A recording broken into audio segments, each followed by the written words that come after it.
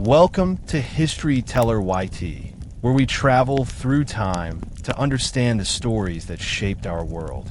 Today, we explore one of the most powerful and transformative chapters in South Asian and global history, the rise and fall of the Maurya Empire. This is the journey of Chandragupta Maurya, the brilliant strategist who built an empire from political chaos. It is the journey of Bindusara, who strengthened that empire through diplomacy and steady rule. And above all, it is the journey of Ashoka, a conqueror who became a moral leader and reshaped history through compassion instead of fear.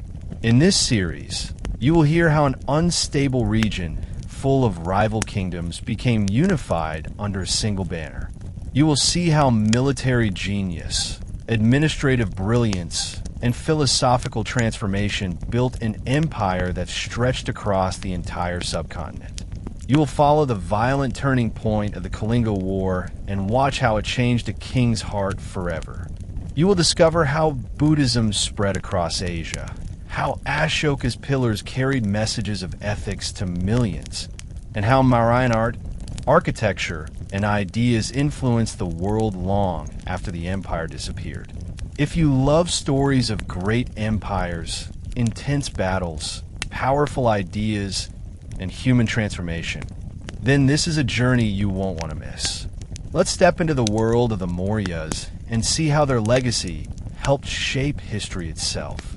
Before the Maurya Empire rose to prominence, the northern part of the subcontinent looked nothing like a unified realm. Instead, it was a crowded map of rival kingdoms, republics, clans, and shifting alliances. Some regions were controlled by well-established monarchies that traced their dynasties back generations, while others operated as republics where power flowed through assemblies rather than kings. This mix created a busy world where diplomacy could be as important as war. The old Mahajanapadas, which had once dominated public life, were now evolving or breaking apart. The fall of the Nanda Empire added even more instability. Their heavy taxation and central control left resentment among nobles and merchants who fell shut out of the political process. That frustration helped set the stage for someone bold enough to unite the region under a single banner. The effects of Persian and Greek presence added another layer of tension.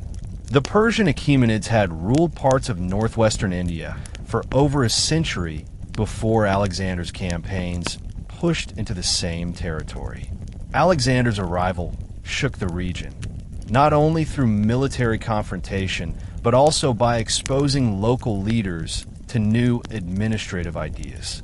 When Alexander died, his generals fought among themselves, but they tried to hold on to the areas he conquered. This made the Northwest a pressure zone filled with garrisons, competing governors, and confused loyalties.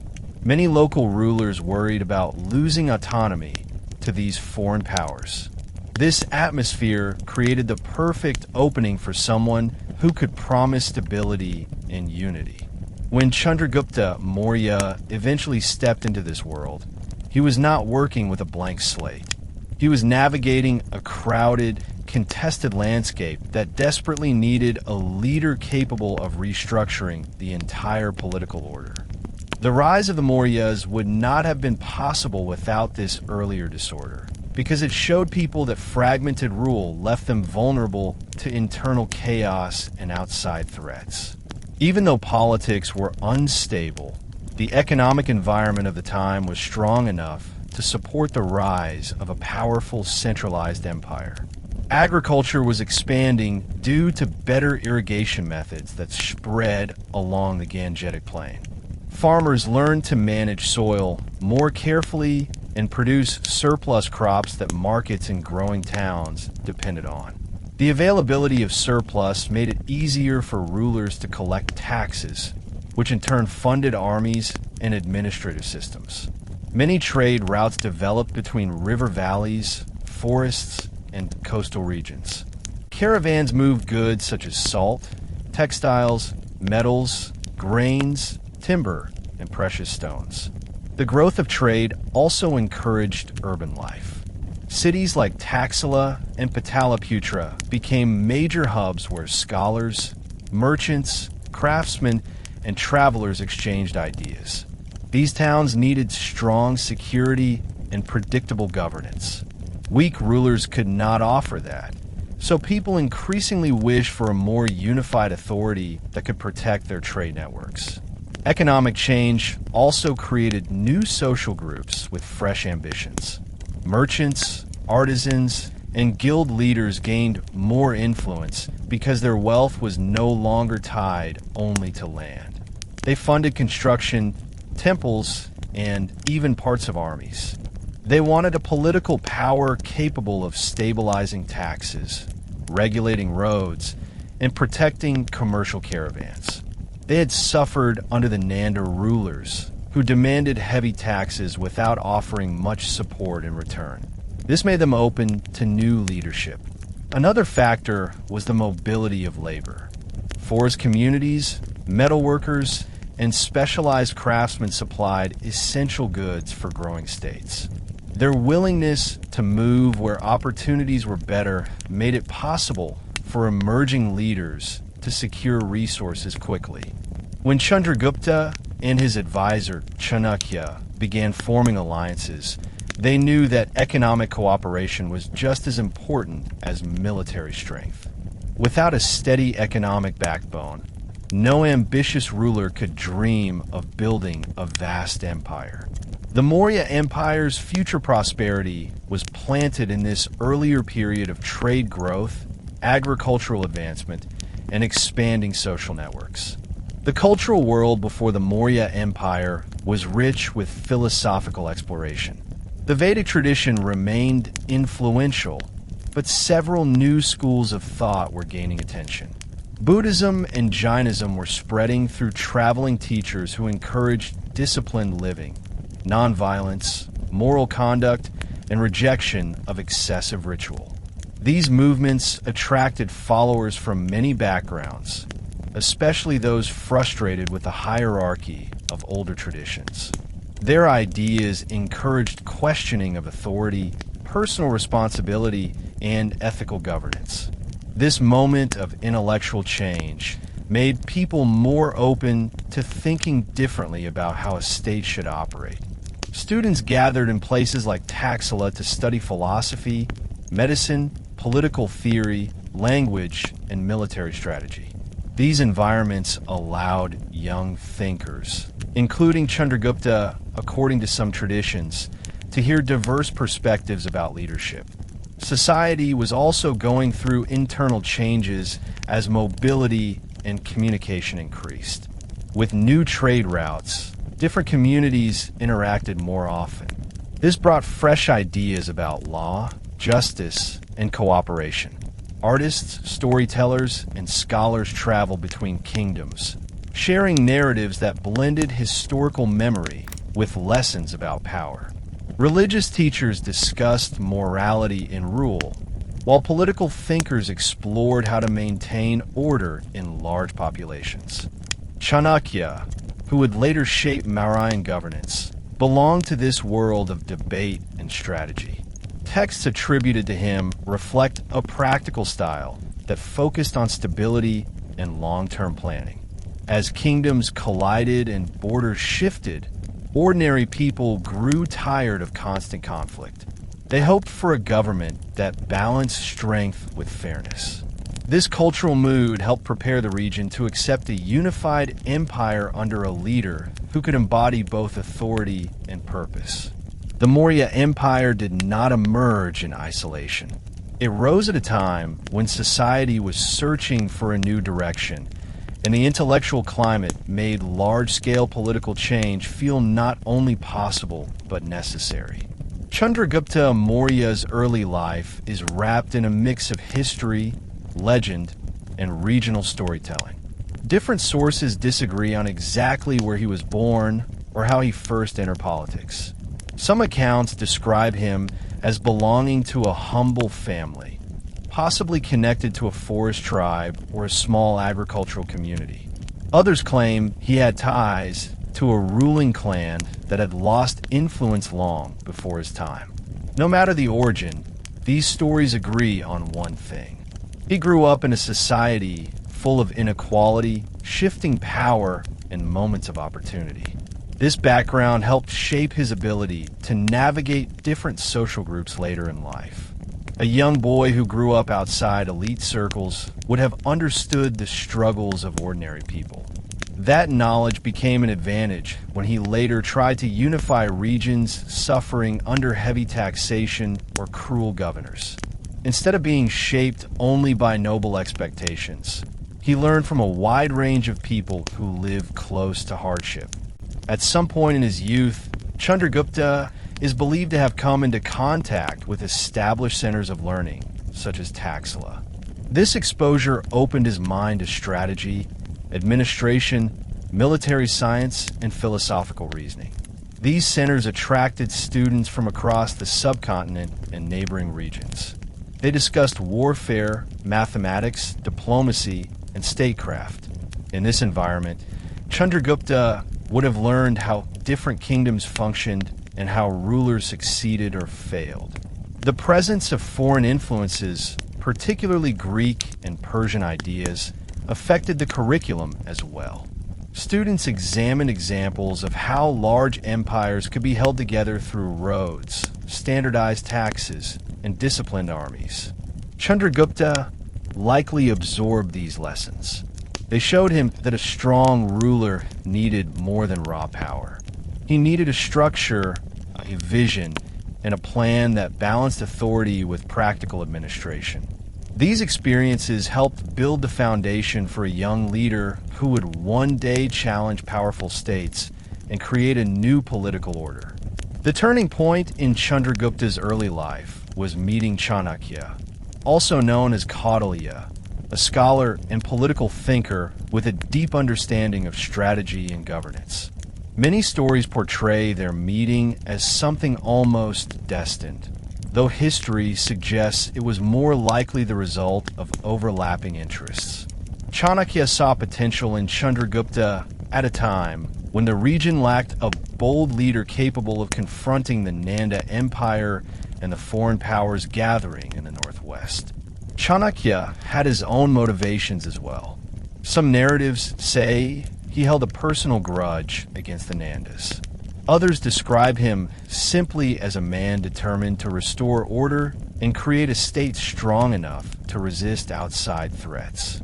Whatever his reasons, he recognized that Chandragupta had the charisma and determination needed to lead a larger movement. Their partnership mixed intellect and action. Chanakya provided the strategic blueprint, while Chandragupta took the risks on the ground. Chanakya understood how alliances could shift the balance of power. He also understood the psychological side of politics. He spent years studying how states collapse when rulers become greedy or careless. He taught Chandragupta how to think several steps ahead, how to read the intentions of enemies, and how to use information networks effectively. This relationship helped Chandragupta refine his leadership style. Instead of rushing into battle, he learned to build support among those who suffered under the Nandas, including merchants, farmers, soldiers, and displaced nobles. Chanakya's guidance turned a determined young leader into someone capable of commanding loyalty and inspiring confidence. Their cooperation became the engine that drove the early Mauryan expansion. Without Chanakya's strategic mind and Chandragupta's ability to translate theory into action, the rise of the Maurya Empire would likely have been impossible. Chandragupta's early attempts to overthrow the Nanda Empire began with small actions. He did not have a powerful army at the start, so he relied on building relationships with groups neglected by the ruling elites. Many communities resented the Nandas for their heavy taxes and strict control over resources. Farmers struggled to keep enough grain for themselves. Merchants complained that high levies damaged long-distance trade.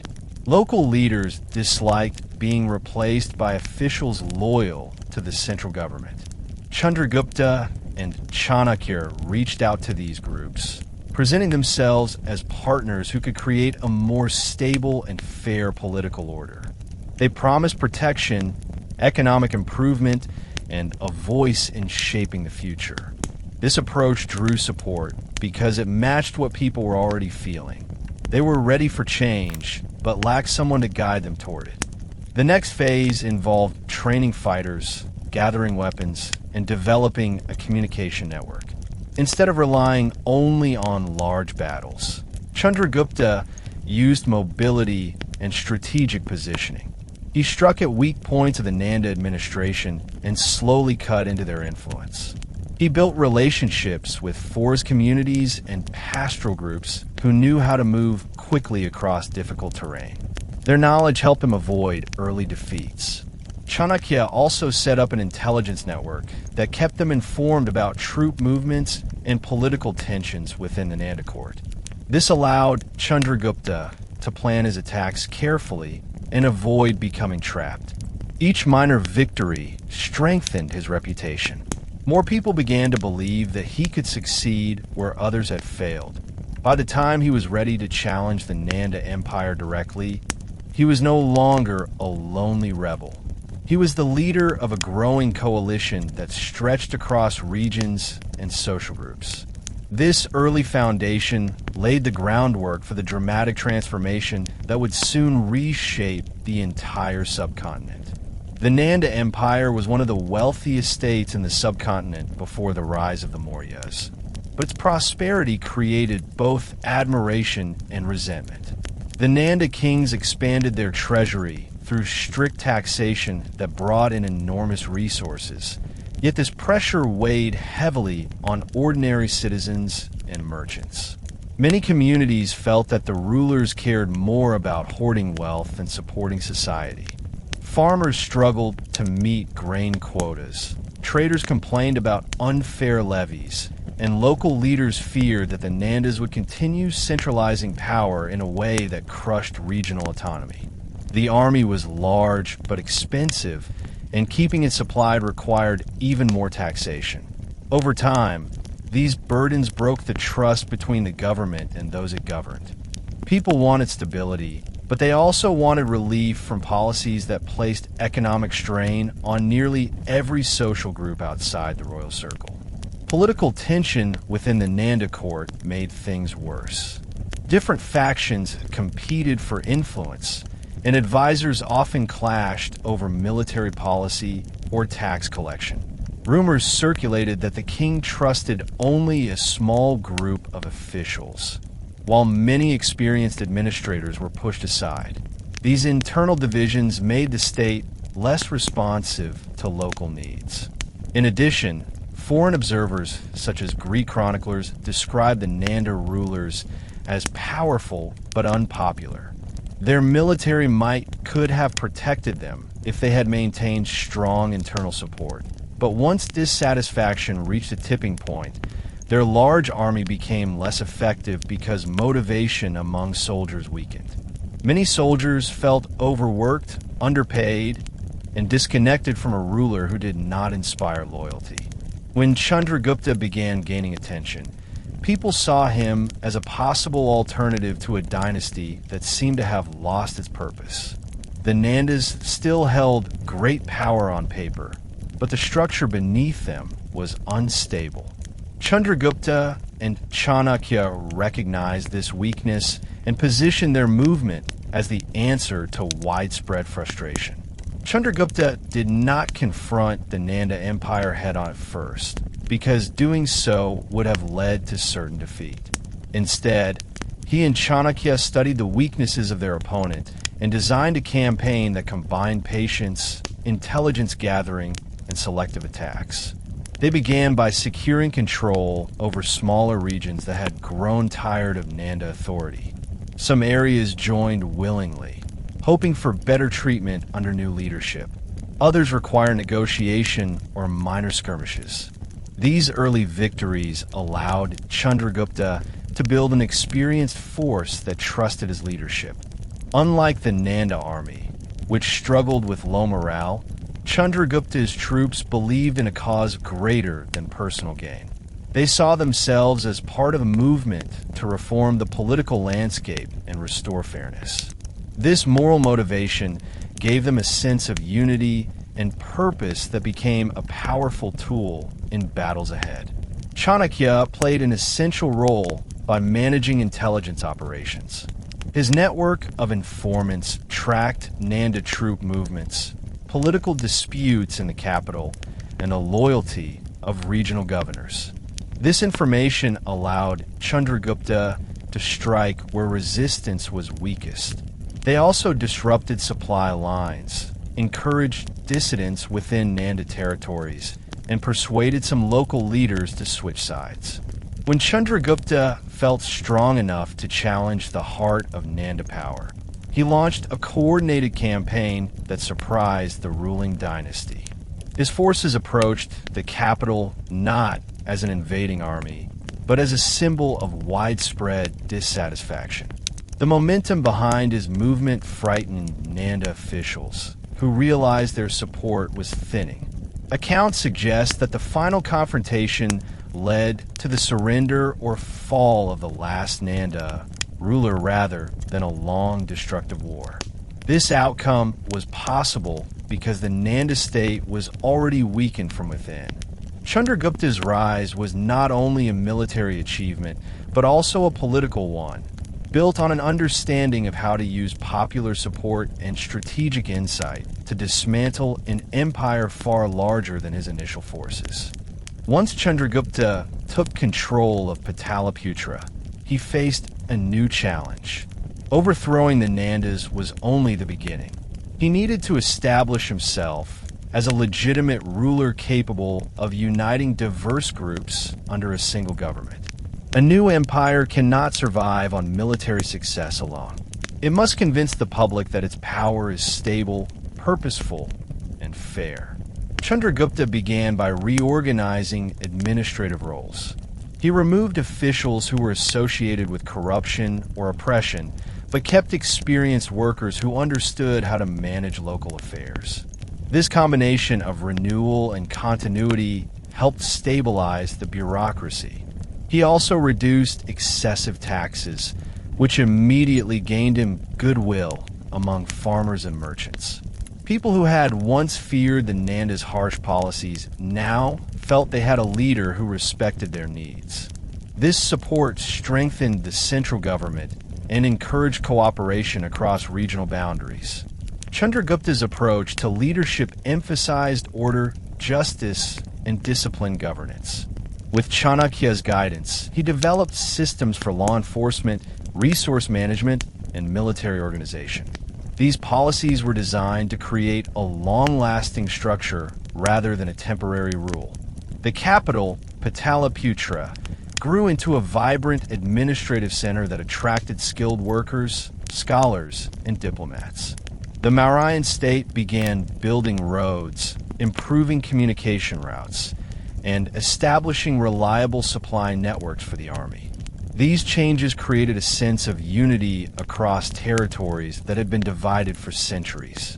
By presenting himself as a ruler who cared about stability and prosperity, Chandragupta transformed himself from a revolutionary into a monarch capable of commanding respect.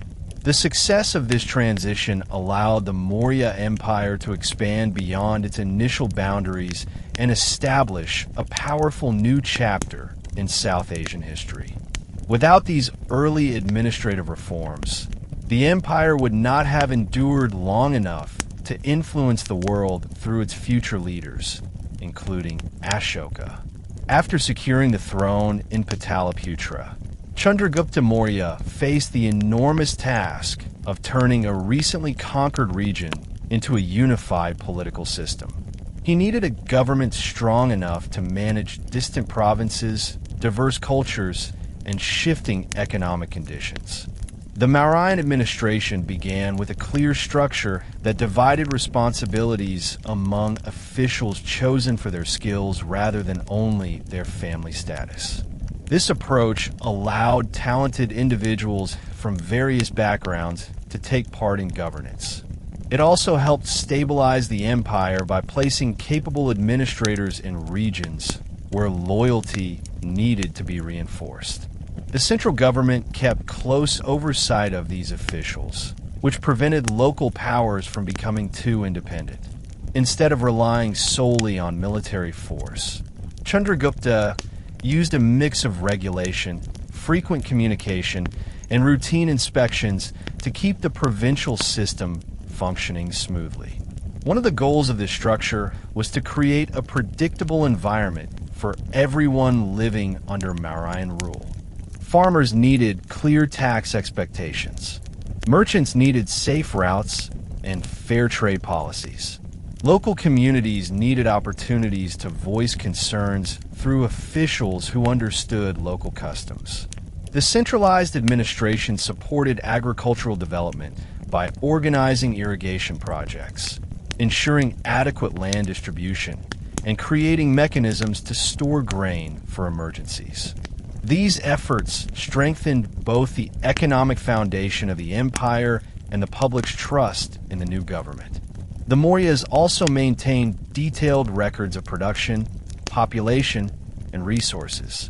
This information allowed the state to respond quickly to shortages or disputes and helped military planners understand how to deploy forces efficiently.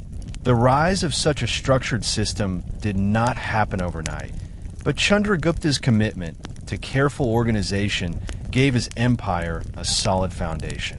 This framework later supported territorial expansion and helped future rulers, including Ashoka, govern effectively. Maintaining control over a large empire required a powerful army that could respond quickly to threats both inside and outside the borders. Chandragupta built one of the most formidable military forces of the ancient world. His army included infantry, cavalry, chariots, and war elephants, each with specialized units trained for different situations. The Elephant Corps, in particular, became a symbol of Mauryan power, capable of breaking enemy lines and intimidating opponents unfamiliar with such massive animals in battle. The state invested heavily in training, equipment, and supply lines to keep the army ready for action. Soldiers received regular pay and were expected to maintain strict discipline. This level of organization set the Mauryan military apart from forces that relied mainly on temporary troops or loosely trained warriors. The military did more than fight battles. It helped maintain internal stability by supporting government officials, protecting trade routes, and preventing local rebellions from growing into regional threats. Soldiers stationed in distant provinces acted as representatives of the central government, ensuring that policies were followed even in remote areas. The state built forts, checkpoints, and watch posts along major roads to help troops travel quickly and maintain communication with the capital. These structures also protected merchants and farmers, creating an atmosphere of safety that encouraged economic expansion. Military planners worked closely with administrators to anticipate problems before they escalated. This cooperation allowed the empire to govern diverse regions without constant conflict. The Mauryan military also benefited from Chanakya strategies, which emphasized intelligence gathering, psychological tactics, and efficient resource use. As Chandragupta expanded his territory, he relied on these principles to outmaneuver opponents and bring new regions under Mauryan authority. The strength of this military system would later be tested in the northwest when Chandragupta confronted the successors of Alexander the Great. Chandragupta's expansion eventually brought him into contact with the territories controlled by Seleucus I Nicator, one of Alexander's generals who claimed parts of the region after Alexander's death. The lands along the Indus frontier had become a patchwork of Greek and local influences, and Seleucus intended to maintain his control. Chandragupta, however, wanted to secure his empire's western border and extend Mauryan authority into these contested regions. Rather than engaging in a long, destructive war, he combined military pressure with diplomatic strategy. His forces were strong enough to challenge Seleucus, and the political conditions in the Hellenistic world left Seleucus stretched thin as he dealt with rivals elsewhere. The resulting conflict forced Seleucus to reconsider his position. Instead of continuing clashes, the two leaders negotiated an agreement that reshaped the political landscape of the subcontinent. The treaty that followed was beneficial for both sides. Chandragupta gained significant territories west of the Indus River, strengthening his control over trade routes and frontier regions. Seleucus received 500 war elephants in return, which later helped him secure victories in battles far from India. The agreement also established a stable diplomatic relationship between the Maurya Empire and the Seleucid realm. Seleucus even sent an ambassador, Megasthenes, to Chandragupta's court. Megasthenes documented what he saw in works that provided valuable information about Mauryan society, administration, and daily life. This exchange reflected a broader connection between South Asia and the Mediterranean world. The treaty demonstrated Chandragupta's ability to combine force with negotiation, showing that successful expansion required more than battlefield victories. It required understanding when diplomacy could achieve long-term stability. The alliance with Seleucus marked a key moment in shaping the international presence of the Maurya Empire, signaling that it was now a major power capable of influencing events far beyond its borders. As Chandragupta strengthened his empire, he shaped a governing style that balanced authority with practical long-term planning. His vision drew from the political theories later compiled in the Arthashastra, a text traditionally linked to Chanakya.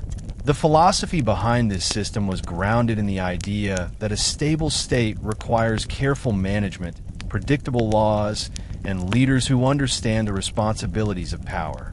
It encouraged rulers to consider the welfare of their people, because a population that feels protected and respected is more likely to cooperate with the government. At the same time, it advised rulers to stay alert, avoid complacency, and maintain a strong defense.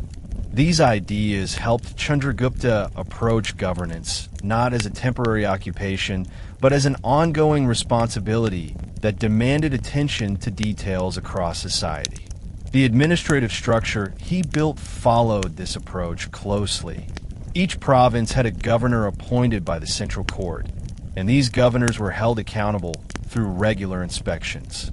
Officials tracked agricultural production, regulated markets, and ensured that local disputes were handled fairly. The state also organized land surveys to clarify boundaries and prevent conflicts among farmers. These steps made the system more predictable, which encouraged people to invest in farming and trade.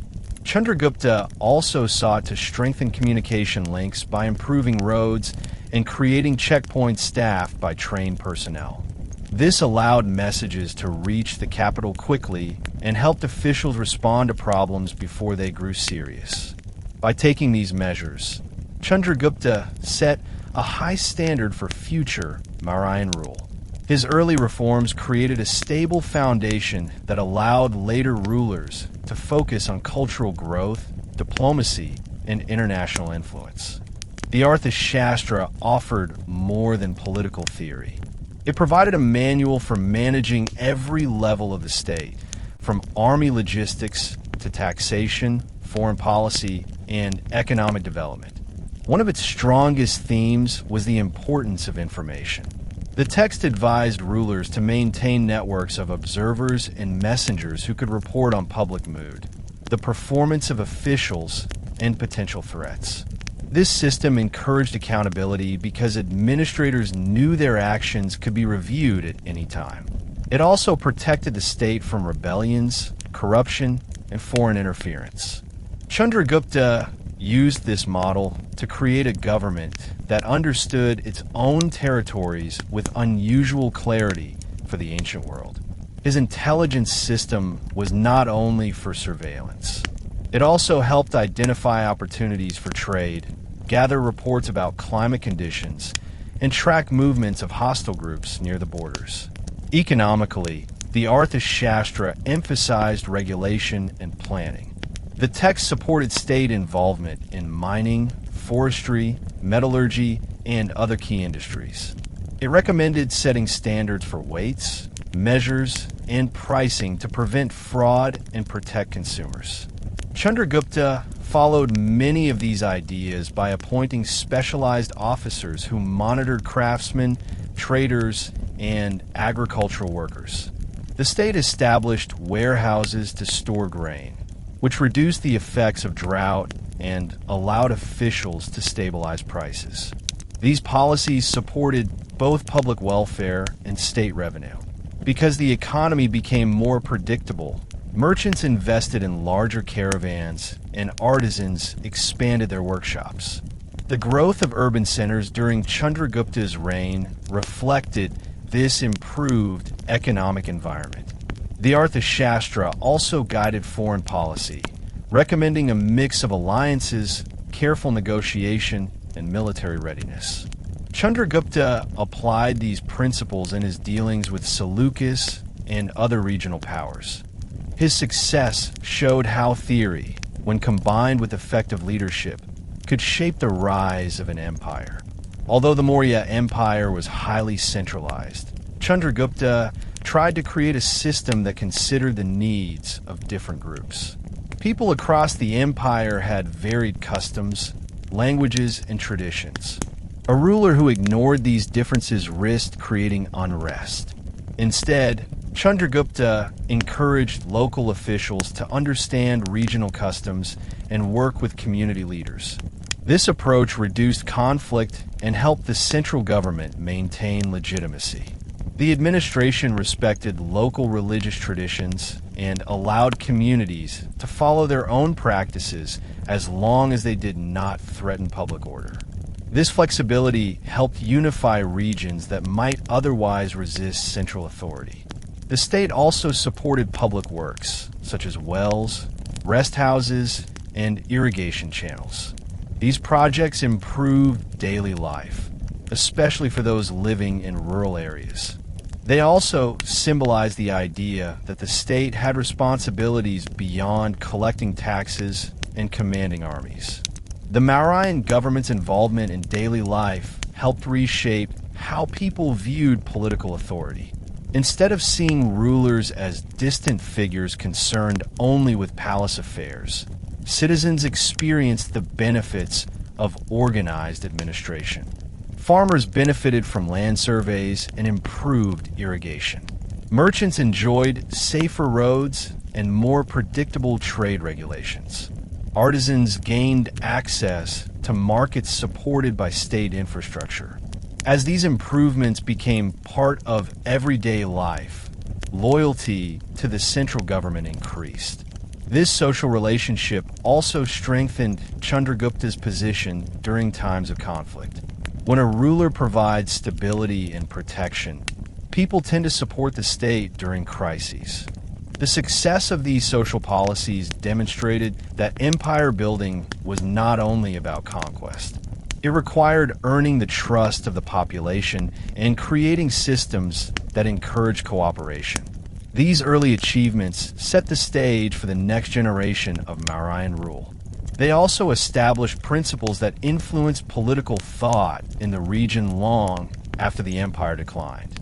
Chandragupta's reign became a model of how strong leadership, clear organization, and social responsibility can transform a diverse territory into a lasting political structure. As Chandragupta grew older, the challenges of maintaining a vast and diverse empire became more complex. The early years of military victories and administrative reforms had given the Mauryas solid footing, but long-term stability required constant attention. Managing distant provinces demanded both trust in local governors and careful oversight from the central government. Even well-trained officials sometimes struggled to balance local customs with the standardized expectations of the empire. This sometimes created friction as communities adapted to new regulations on trade, land use, or resource distribution. Chandragupta spent years refining policies to minimize tension, and he relied heavily on experienced advisors who understood the importance of keeping regional leaders engaged rather than alienated. This process was ongoing, because a successful empire must evolve to handle new pressures.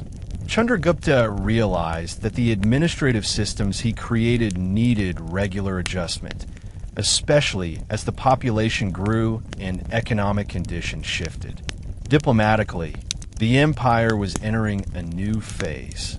Relations with the Seleucid territories remained stable due to earlier agreements, but neighboring regions continued to shift politically. Tribal communities on the edges of the empire required monitoring to prevent raids or conflicts. Some territories needed reinforcement of garrisons or improvements in infrastructure. Rather than reacting with force every time, Chandragupta preferred a mix of negotiation, incentives, and pragmatic alliances. This approach minimized unnecessary warfare and preserved resources for internal development. Despite these pressures, the empire remained strong. Yet Chandragupta began thinking about the future and the need for a capable successor who could manage an empire shaped by years of expansion. The challenge was not simply handing over power. It was ensuring that the next ruler would understand the values and strategies that had built the Maurya Empire. As his later years approached, Chandragupta focused on consolidating what he had created, preparing the foundation for a stable transition rather than an abrupt change that could destabilize the region. Some historical traditions describe an important spiritual shift in Chandragupta's later life. According to several Jain accounts, Chandragupta encountered Jain monks and became deeply influenced by their teachings. These stories explain that he eventually abdicated the throne and adopted a life focused on renunciation and self-discipline. Whether every detail of this narrative is accurate remains debated among scholars, but there is little doubt that philosophical ideas circulating at the time played a role in shaping how Chandragupta viewed aging, leadership, and the closing chapters of his life. Jain philosophy emphasized discipline, ethical conduct, and non-attachment, encouraging individuals to reflect on the temporary nature of worldly power. For someone who had spent decades ruling one of the largest empires of the ancient world, these ideas may have offered a new perspective on what leadership meant beyond conquest and governance. This change did not imply dissatisfaction with his achievements. Instead, it reflected a personal transformation aligned with the intellectual climate of the time. Northern India had become a meeting ground of multiple philosophical traditions, and rulers often interacted with wandering teachers and scholars. Chandragupta's step towards spiritual life did not weaken the state, because he ensured that the transition of power to his son Bindusara was orderly and supported by trusted advisors.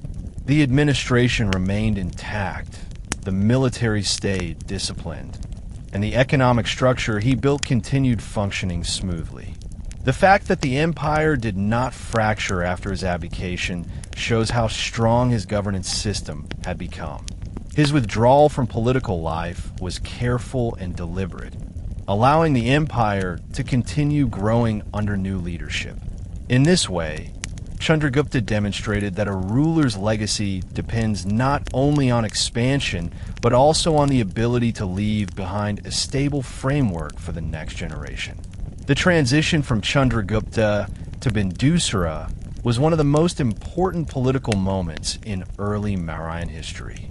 Empires often face instability when leadership shifts from one generation to the next, especially if the founder of the empire is stepping down. Chandragupta took deliberate steps to prevent such instability. He ensured that Bindusara received a strong education rooted in administration, military strategy, and philosophy. Bindusara did not inherit a fragile kingdom. He inherited a structured system supported by experienced ministers, trained officials, and loyal armies. These conditions gave him the tools to maintain unity and continue the work his father had started. The smooth transfer of power demonstrated how effective Chandragupta's governance model had become, because it allowed the empire to function without relying on the founder's constant guidance. One of Chandragupta's most important decisions was maintaining continuity in key administrative roles. Many officials who had served during his reign continued under Bindusara, providing experience and stability. The young ruler learned from advisors who understood both the ideals of the Arthashastra and the practical challenges of governing a large empire. This combination of inherited structure and trained leadership enabled Bindusara to focus on consolidating borders, managing provincial affairs, and exploring new diplomatic opportunities. As he stepped into leadership, Bindusara benefited from a political climate shaped by years of careful planning. Chandragupta's legacy lived on through the systems he created and through the capable successor he prepared. The success of this transition allowed the Maurya Empire to move into its next phase, growing in strength and influence until it reached its cultural and political peak under Bindusara's own son, Ashoka. The continuity between these generations showed that the Mauryan Empire was more than a personal achievement. It had become a lasting institution. When Bindusara inherited the Mauryan throne, he did not face the kind of instability many empires experience after a founder steps down. This was largely because Chandragupta left behind a system designed to function even without his direct command. Bindusara's first priority was maintaining this stability. He made sure that the administrative framework remained intact, allowing local officials to continue their duties without sudden changes. The empire's structure was already well organized, with provinces overseen by governors who understood their responsibilities. Many of these officials had served under Chandragupta and were familiar with the policies that kept the empire unified. Bindusara worked with them instead of replacing them, which preserved continuity and reduced the risk of rebellion or confusion. This grounded approach helped him focus on expanding influence rather than constantly repairing internal issues. The early years of his rule showed steady development in agriculture, trade, and provincial governance. Bindusara strengthened the networks of communication that connected distant regions to the capital. Couriers, inspectors, and military units were strategically placed to ensure that messages and goods could travel quickly across the vast territory. The empire's economic structure continued to grow under his leadership. Farmers benefited from irrigation improvements, while merchants expanded their routes across land and sea. The Mauryan administration supported this by regulating trade, ensuring fair pricing, and protecting caravans. Bindusara also encouraged craftsmanship and industry by allowing specialized workers to take advantage of stable markets. These developments increased the empire's wealth, giving Bindusara the resources needed for diplomatic missions, military defense, and internal improvements. His reign did not rely on dramatic reforms. Instead, it relied on carefully managing what already worked, which made the Mauryan state even more secure as it prepared for greater achievements in the next generation. Bindusara was not only a capable administrator, he also understood the importance of diplomacy. His interactions with neighboring regions reflected a broad vision for the empire's future. Historical sources, including fragments from Greek writings, mention diplomatic exchanges between the Mauryan court and foreign states. One well-known example is the communication between Bindusara and Antiochus I, the Seleucid ruler who succeeded Seleucus Nicator. These exchanges show that both kingdoms valued peaceful relations and saw potential in trade and cultural dialogue. Bindusara requested certain goods from foreign rulers, indicating that he was interested in luxury items, specialized breeds of horses, and possibly knowledge of agriculture or metallurgy. These requests were not trivial. They demonstrated the empire's desire to stay connected to global networks and to learn from the skills and technologies of distant civilizations. Mauryan influence also spread across the southern regions of the subcontinent during Bindusara's reign. Several accounts suggest he expanded the empire's reach toward the Deccan Peninsula, although not all southern territories were completely integrated. Instead, many regions acknowledged Mauryan authority through tribute or political agreement. This approach allowed Bindusara to extend influence without launching constant military campaigns. Diplomacy and negotiated cooperation played a larger role than direct conquest. He understood that spreading Mauryan presence across diverse cultures required patience and flexibility. The empire encouraged trade routes that connected northern cities with ports and markets in the south. These routes allowed goods such as spices, metals, textiles, and exotic aromatics to move across regions. The resulting network helped the Mauryan state form ties with communities that were not previously connected to northern India. These interactions increased the cultural and economic diversity of the empire. They also safeguarded Mauryan interests in regions rich in mineral and agricultural resources, which later became essential for supporting Ashoka's reign. While Bindusara expanded the empire's diplomatic and territorial reach, he also maintained an internal environment that encouraged social development. The structure left by Chandragupta continued to shape daily life, but Bindusara influenced the tone of governance. He supported officials who improved public works, such as roads, water reservoirs, and storage facilities. These projects were not limited to major cities. They reached rural areas where communities relied heavily on natural resources. By improving access to water and transportation, Bindusara helped stabilize food supply chains and encouraged local markets to grow. He also endorsed administrative oversight to make sure that taxes were collected fairly and that officials who abused their power were replaced. This balance between oversight and trust helped maintain the empire's strength during a time of gradual expansion rather than dramatic upheaval. Bindusara's reign also shaped the early life of Ashoka, who would become one of the most influential rulers in world history. As a prince, Ashoka grew up in an environment that valued discipline, education, and statecraft. He witnessed firsthand how important it was to maintain harmony across different regions. He was trained in military arts, philosophy, administration, and diplomatic etiquette. According to some accounts, he served as a governor before becoming emperor, which gave him practical experience dealing with provincial issues. Bindusara expected his sons to understand the responsibilities of ruling, because the future of the empire depended on their ability to carry forward the Mauryan vision. Ashoka's early exposure to political life shaped both his strengths and his ambition. Even though he faced intense competition among siblings, he developed a deep understanding of how an empire functions from within.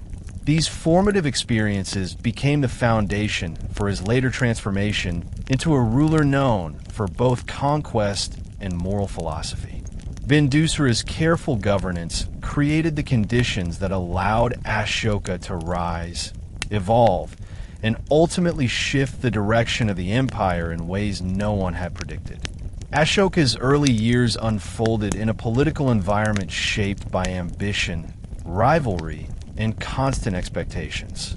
As one of Bindusara's sons, he grew up in a court where succession was never guaranteed. The Mauryan Empire was vast, and all of Bindusara's children understood that the next ruler would inherit not only tremendous power, but also the responsibility of managing diverse provinces, guarding borders, and maintaining diplomatic relations with other kingdoms.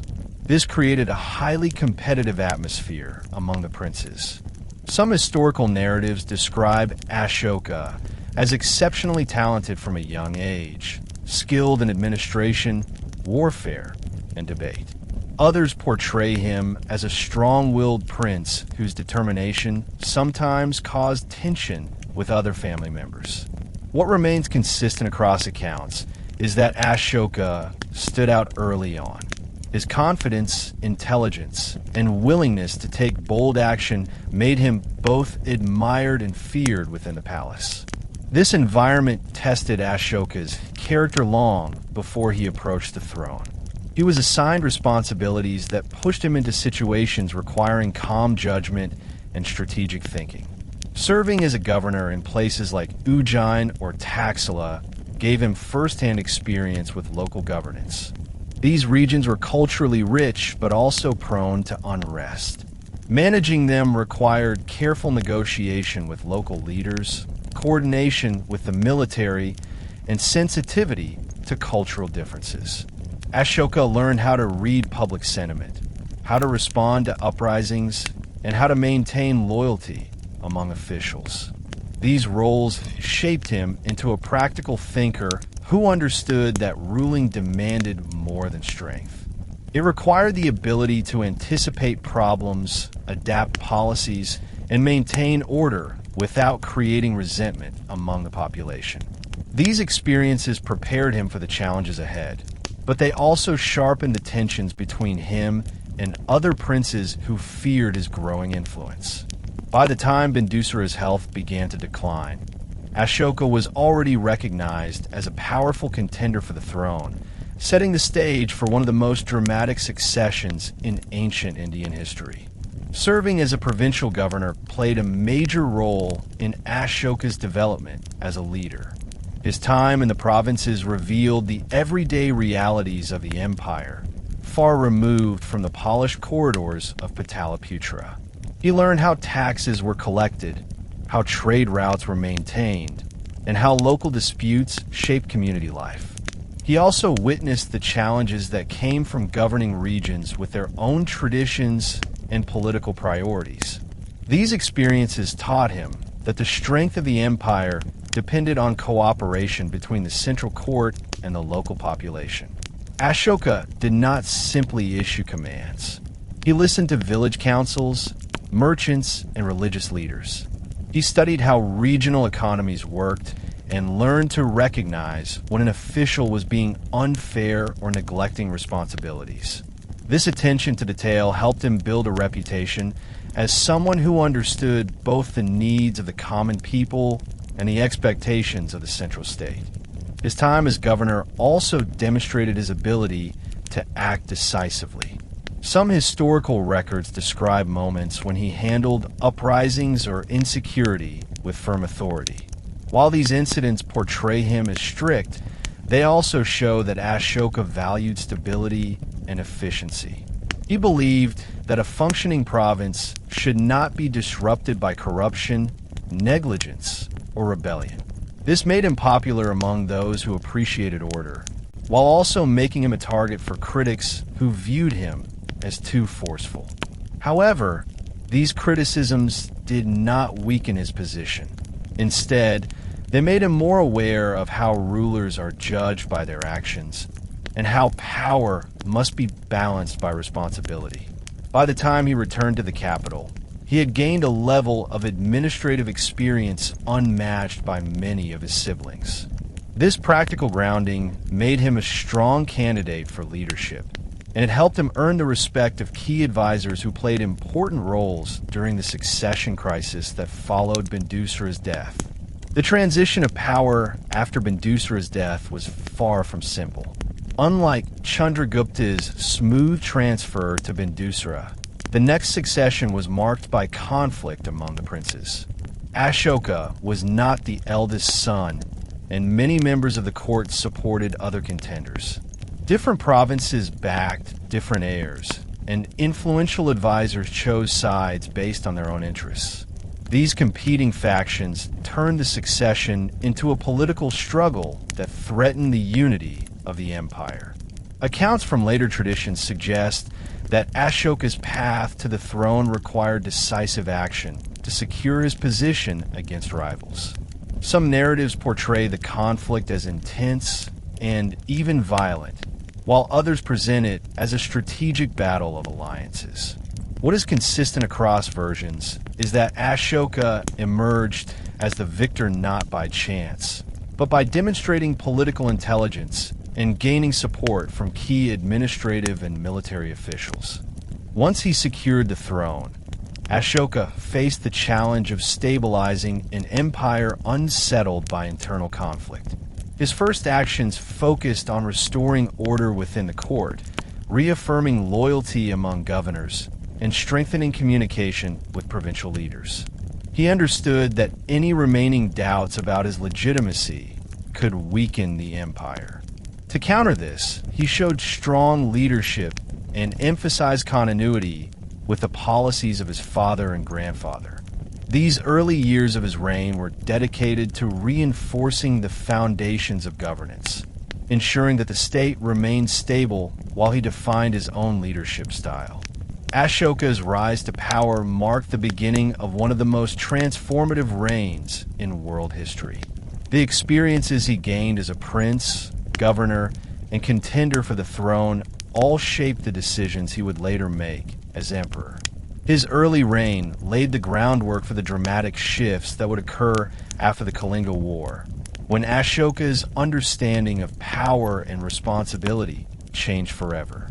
When Ashoka ascended the throne, the empire was still recovering from the uncertainty created during the succession crisis. Many officials remained uneasy, unsure whether the new emperor would maintain continuity or replace key positions with his own supporters. Ashoka understood that stability depended on reassurance rather than shock. His first priority was to preserve the administrative structure that his predecessors had built. He confirmed many governors in their positions, sent messages emphasizing loyalty to the state, and made it clear that he intended to govern through the same organized system that had kept the Maurya Empire powerful for decades. By doing this, he created an environment where provincial leaders felt secure enough to continue their work without fear of sudden dismissal. This made it easier for trade, agriculture, and diplomacy to continue without interruption. Ashoka also placed a strong focus on strengthening communication between the capital and outlying provinces. He expanded courier routes, ensured that inspectors traveled regularly, and encouraged officials to send accurate reports about local conditions. This created a more connected empire where information flowed efficiently from local communities to the central administration. Stability also depended on law enforcement and the reliability of the military. Ashoka reinforced garrisons in areas where tensions were high and upgraded training in strategic regions. The empire's borders were vast, and maintaining them required both readiness and careful monitoring. Ashoka's early reign reflects a balance between firmness and continuity. He knew the empire could not afford additional internal conflict, so he took steps to strengthen unity without imposing dramatic changes that could unsettle the population. These early measures prepared the political and administrative stage for the coming years, during which Ashoka would face one of the most defining moments of his life and reign. Although Ashoka initially followed many policies of his father and grandfather, he gradually began to add his own touches to governance. He had a keen understanding of how economic development supported political stability. Recognizing this, he encouraged improvements in agriculture by commissioning new irrigation systems, repairing older ones, and ensuring that land surveys were conducted accurately. He believed that farmers formed the backbone of the empire, so any policy that strengthened rural productivity also strengthened the state. His administration also took steps to regulate market activity. This included supervising weights and measures, monitoring storage facilities, preventing fraudulent practices, and supporting the growth of artisan guilds. These measures made trade more reliable, attracting merchants from distant regions who felt confident engaging in business within Mauryan territory. Ashoka continued the tradition of encouraging long-distance trade along both land and maritime routes. His government invested in infrastructure such as roads and rest houses, which made travel safer and more predictable. Soldiers and guards were stationed at key points to reduce robbery. Officials inspected commercial activity to prevent corruption and maintain fairness. These efforts strengthened the internal economy and enhanced the empire's prestige abroad. Diplomatic exchanges also increased, as foreign rulers recognized Ashoka as a capable leader with expanding influence. In the early years of his reign, there is little sign of the moral transformation that would later define him. He was a confident ruler, expanding his administrative reach and projecting power in a way consistent with traditional Mauryan kingship. His actions reflected ambition and determination, characteristics that were seen as essential to maintaining the empire's supremacy. At this phase of his rule, Ashoka was still guided by conventional imperial logic: protect the borders, enhance economic growth, and maintain authority through a combination of strength and strategic policy. Ashoka's early reign was marked by stability, but it was also a period during which he strengthened the military structure of the empire. Although often remembered later for his embrace of nonviolence, Ashoka in this early period behaved much like his predecessors. He invested in expanding the army, improving training, and reinforcing fortifications along vulnerable borders. The Maurya Empire relied on a massive and diverse military force that included infantry, cavalry, chariots, and war elephants. Maintaining such a force required enormous resources, precise coordination, and experienced leadership. Ashoka monitored military logistics closely, ensuring that soldiers were paid properly and that supply networks stayed efficient. These early efforts increased the morale of the troops and prepared the empire for future campaigns. Ashoka also encouraged military readiness in frontier regions, where potential rebellions or foreign threats could destabilize the empire quickly.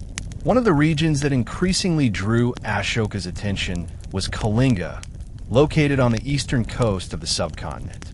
Kalinga was wealthy, culturally vibrant, and strategically significant because of its coastline and its control of trade routes connecting northern India to southern markets and maritime destinations. Despite previous Mauryan expansions, Kalinga had remained outside imperial control, maintaining its independence with strong political institutions and capable military forces. The Maurya Empire viewed Kalinga's independence as an obstacle to full control over eastern trade networks. Although Ashoka inherited this long-standing tension, he took a more assertive approach than previous rulers. As his confidence as emperor grew, so did his determination to bring Kalinga under Mauryan authority. Tensions increased as both sides prepared for the possibility of conflict. Everything in Ashoka's early reign suggested a ruler driven by ambition and a firm belief in imperial expansion.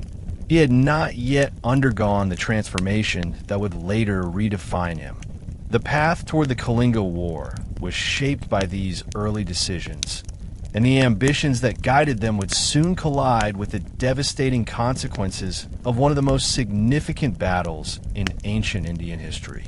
Kalinga's significance in ancient India went far beyond its borders. Located on the eastern coastline, it commanded access to important maritime trade routes leading to Southeast Asia and the Bay of Bengal. These routes linked merchants, sailors, and port cities across distant regions, making Kalinga a center of both commercial and cultural activity. Its inland territories were equally prosperous, fertile, and defended by capable local leaders who were proud of their independence. Unlike many regions that had been absorbed by the Mauryan Empire earlier, Kalinga maintained a political identity strong enough to resist outside control. This independence was both admired and viewed with suspicion by expanding powers. For the Mauryas, who had already unified most of the subcontinent, Kalinga represented one of the last remaining territories outside their authority. The tensions did not appear suddenly. They had been slowly building across generations. Even before Ashoka's reign, Mauryan rulers had eyed Kalinga as a strategic prize. Its ports offered economic advantages, while its strong administration made it a potential ally or a dangerous rival.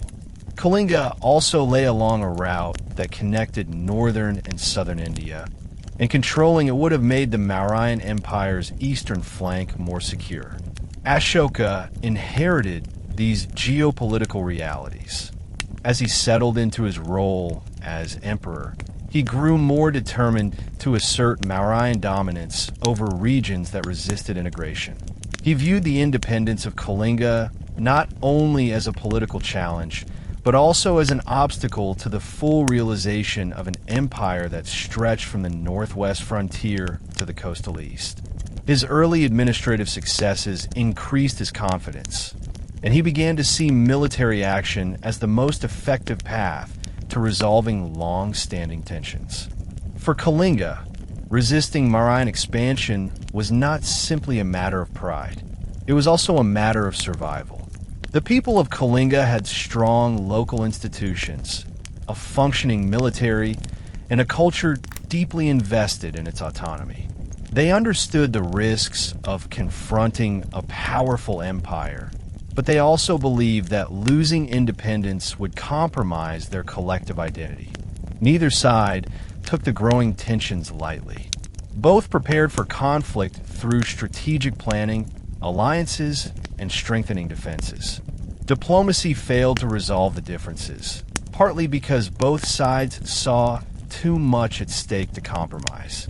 By the time Ashoka launched his campaign, the path to war had already been shaped by years of political ambition, economic rivalry, and cultural pride. The resulting conflict would become one of the defining moments of ancient Indian history and a turning point in Ashoka's own life. The Kalinga War stands out in historical memory not only for its scale, but for the intensity of its destruction. When Ashoka mobilized his forces, he deployed one of the largest armies of the ancient world. The Mauryan military, disciplined and well supplied, advanced with confidence. Kalinga, however, was prepared. Its soldiers fought fiercely, using knowledge of local terrain and strong defensive positions to challenge the Mauryan advance. The war was far from a simple conquest. It involved prolonged fighting across both rural and urban landscapes, with sieges, river engagements, and defensive stands near major settlements. Historical and traditional accounts emphasize the sheer human cost of the conflict. Towns were destroyed, villages uprooted, and thousands of families displaced. Walls collapsed under siege engines, crops burned in the fighting, and entire communities fled to avoid being captured or killed. Despite Kalinga's determination, the Mauryan forces eventually broke through. The final battles near the capital of Kalinga were among the most violent. Soldiers on both sides fought in close quarters, with elephants charging through lines of infantry and cavalry units cutting off escape routes. The battlefield became a place of overwhelming destruction. Reports from later inscriptions and chronicles describe scenes of immeasurable suffering. More than 100,000 people were killed, according to Ashoka's own later claims. Many more were injured, imprisoned, or displaced. The riverbanks and fields of Kalinga were left filled with the remains of soldiers and civilians alike. Even the victorious Mauryan troops were shaken by what they witnessed. The war achieved its political goal, allowing Ashoka to claim control over Kalinga, but left behind devastation so severe that it would change the course of his reign forever. For Ashoka, the end of the war was not a moment of triumph. Instead, it forced him to confront the realities of imperial violence. Walking across the battlefield after the final victory, he saw the cost of his ambition. The sorrow of families searching among the dead, the cries of wounded survivors, and the sight of burning settlements made a deep impression on him. This was not the glory he had imagined. The war that expanded his empire became the catalyst for his internal transformation. In that moment, he realized that the power he sought came at a cost too great to justify. The consequences of the Kalinga War reached far beyond military conquest. They created a moral crisis that reshaped Ashoka's identity as a ruler and led him toward a path that would redefine not only his life, but the entire direction of the Mauryan Empire. The aftermath of the Kalinga War marked a turning point unlike anything seen before in Mauryan history. Ashoka, once driven by ambition and confident in military solutions, found himself deeply disturbed by the consequences of his actions. Traditional narratives describe him wandering among the survivors, listening to their stories and witnessing their grief. This experience struck him with a force that neither political pressure nor battlefield danger could match. The suffering of civilians stayed with him long after the fighting ended. According to inscriptions he later commissioned, the war caused him intense remorse. He confessed that victory felt empty when it came at the expense of so many lives. This emotional and moral reckoning became the foundation of a dramatic shift in his worldview. Ashoka began searching for a way to govern without repeating the destruction he had witnessed. He turned increasingly toward spiritual reflection, seeking guidance from teachers and texts associated with various traditions. Although he had been aware of Buddhism before, it was in the aftermath of Kalinga that he embraced its teachings more seriously. He found in Buddhist ideas a path that aligned with his desire to reduce suffering, promote compassion, and redefine governance as a moral duty rather than a pursuit of conquest.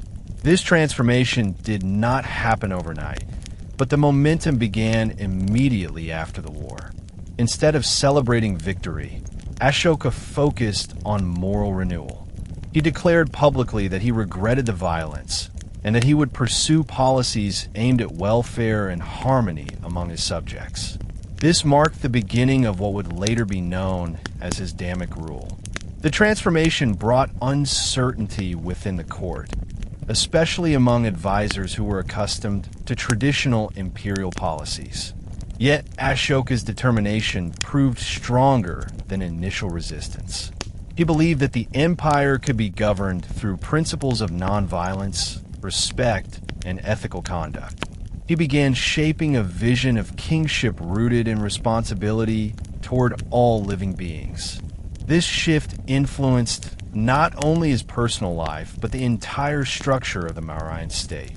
The Kalinga War, once a symbol of imperial expansion, became the starting point of one of the most influential moral reforms in global history. Ashoka emerged from the devastation not as a conqueror, but as a ruler determined to create a new form of governance guided by ethical principles. This transformation would soon shape his policies, his public messages, and a legacy that would carry his name far beyond the boundaries of his empire. The emotional impact of the Kalinga War continued to shape Ashoka long after the battlefield fell silent. A ruler once defined by ambition found himself questioning the foundations of power, authority, and victory. His reflections grew deeper as he watched the empire recover from the destruction.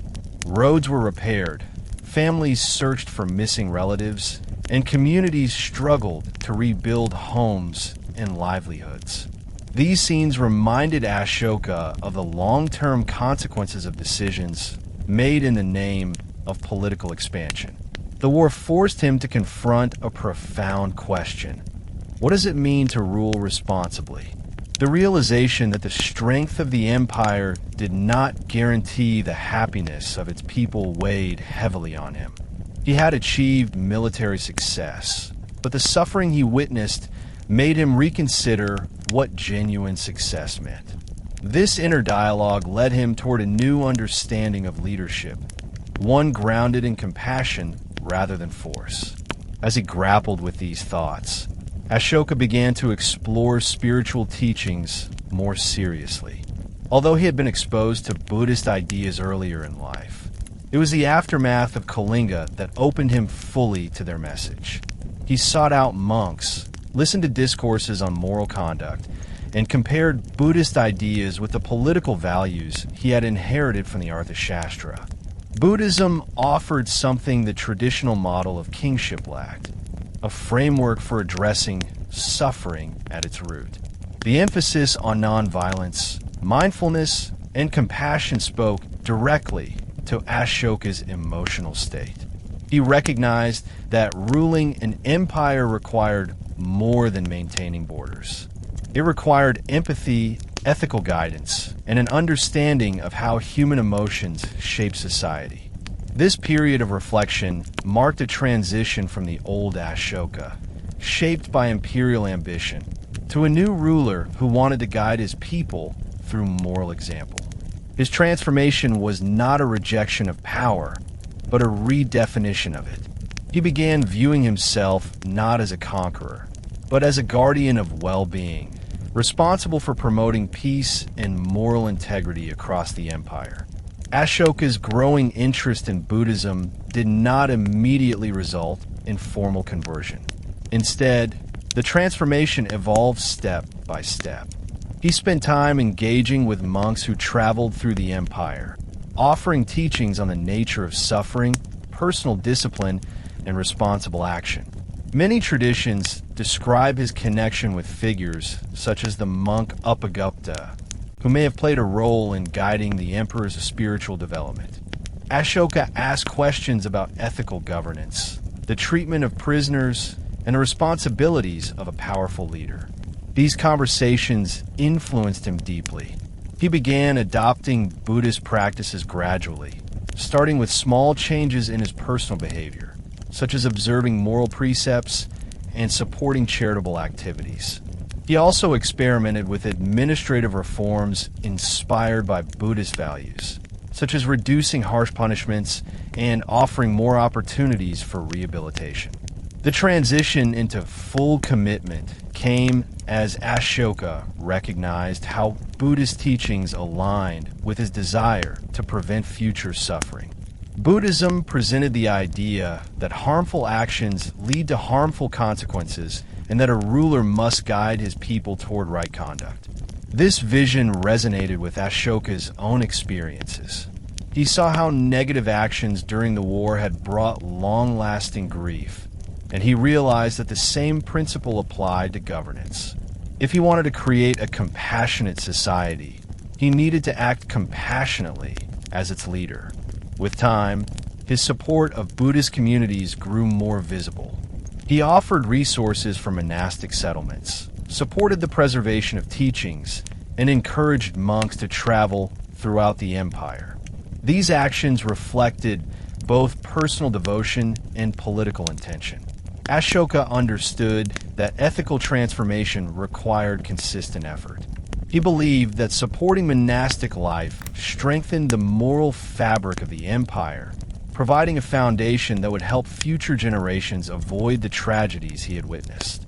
His commitment to Buddhism became a defining element of his reign, shaping policies that reached every corner of the Mauryan world. Ashoka eventually translated his private transformation into a public mission. He announced his commitment to Dhamma, a term that in his inscriptions refers not only to Buddhist teachings, but also to a broader ethical code meant for all people, regardless of their religious background. His concept of Dhamma was rooted in compassion, respect, and responsibility. He believed that promoting moral values across the empire would improve relationships between communities, reduce conflict, and help people live more meaningful lives. To spread this message, he commissioned inscriptions carved into rocks, pillars, and cave walls across the subcontinent. These inscriptions addressed both officials and ordinary citizens, explaining Ashoka's commitment to peace, kindness, and ethical behavior. They encouraged fairness, honesty, generosity, and nonviolence, highlighting values that could strengthen the social bonds within the empire. Ashoka's public embrace of Dhamma changed the way the empire functioned. Instead of relying primarily on military strength, he promoted a culture of moral responsibility.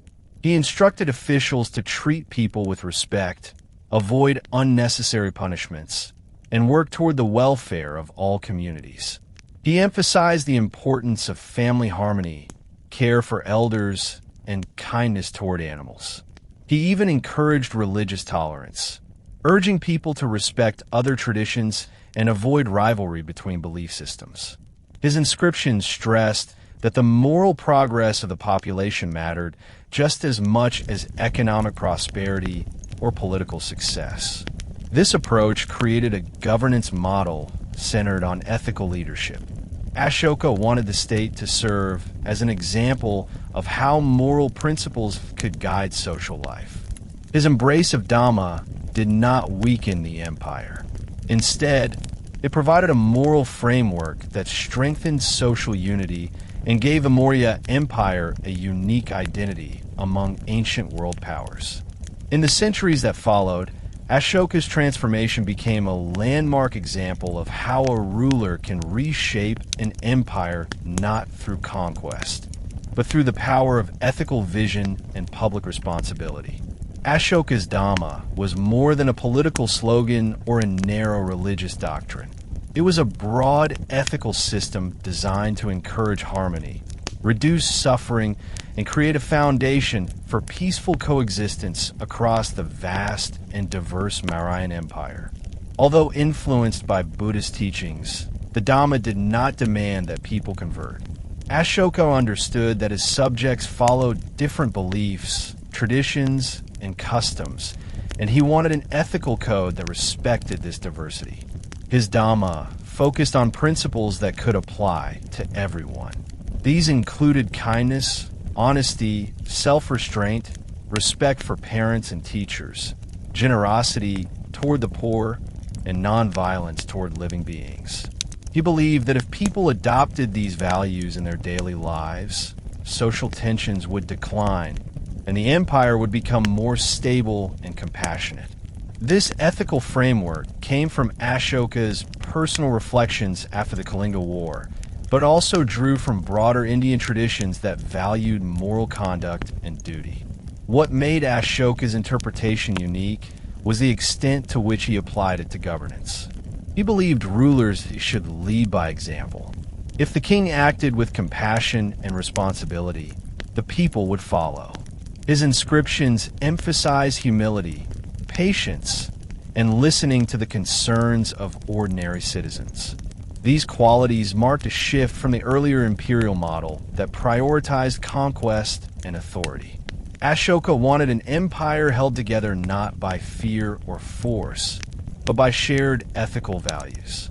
His understanding of Dhamma became a moral lens through which he viewed law, administration, and personal behavior. It served as a guide for resolving conflicts, promoting religious harmony, and supporting social welfare. By defining Dhamma as the heart of his rule, Ashoka attempted something rare in world history, transforming an empire through moral education and ethical persuasion rather than military power or political manipulation. Ashoka realized that ethical ideals would have little effect unless they were communicated clearly and consistently. To spread Dhamma across the empire, he used a range of practical strategies.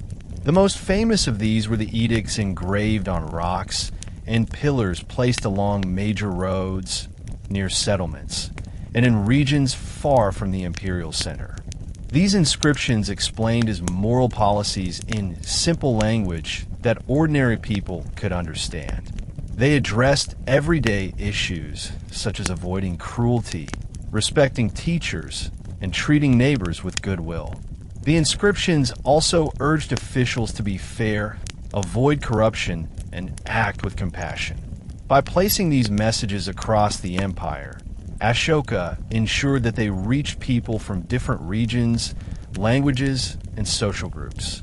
Another important strategy was the creation of a new administrative role known as the Dharma Mahamata, or Officer of Morality. These officials traveled widely, interacting with communities, listening to concerns, and promoting ethical behavior.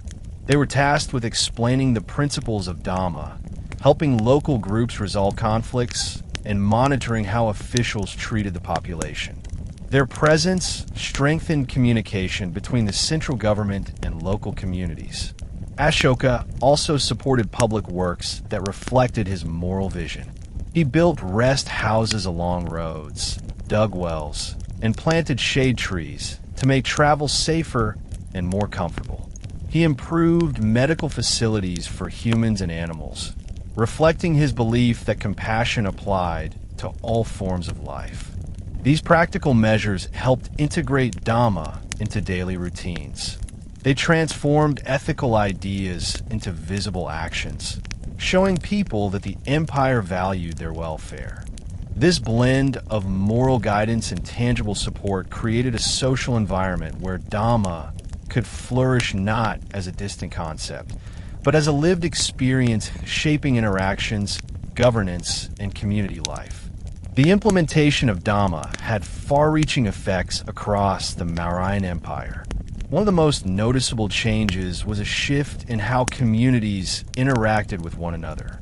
Religious tensions eased as Ashoka encouraged mutual respect among traditions. His edicts warned against criticizing other beliefs and urged people to appreciate the strengths of different perspectives.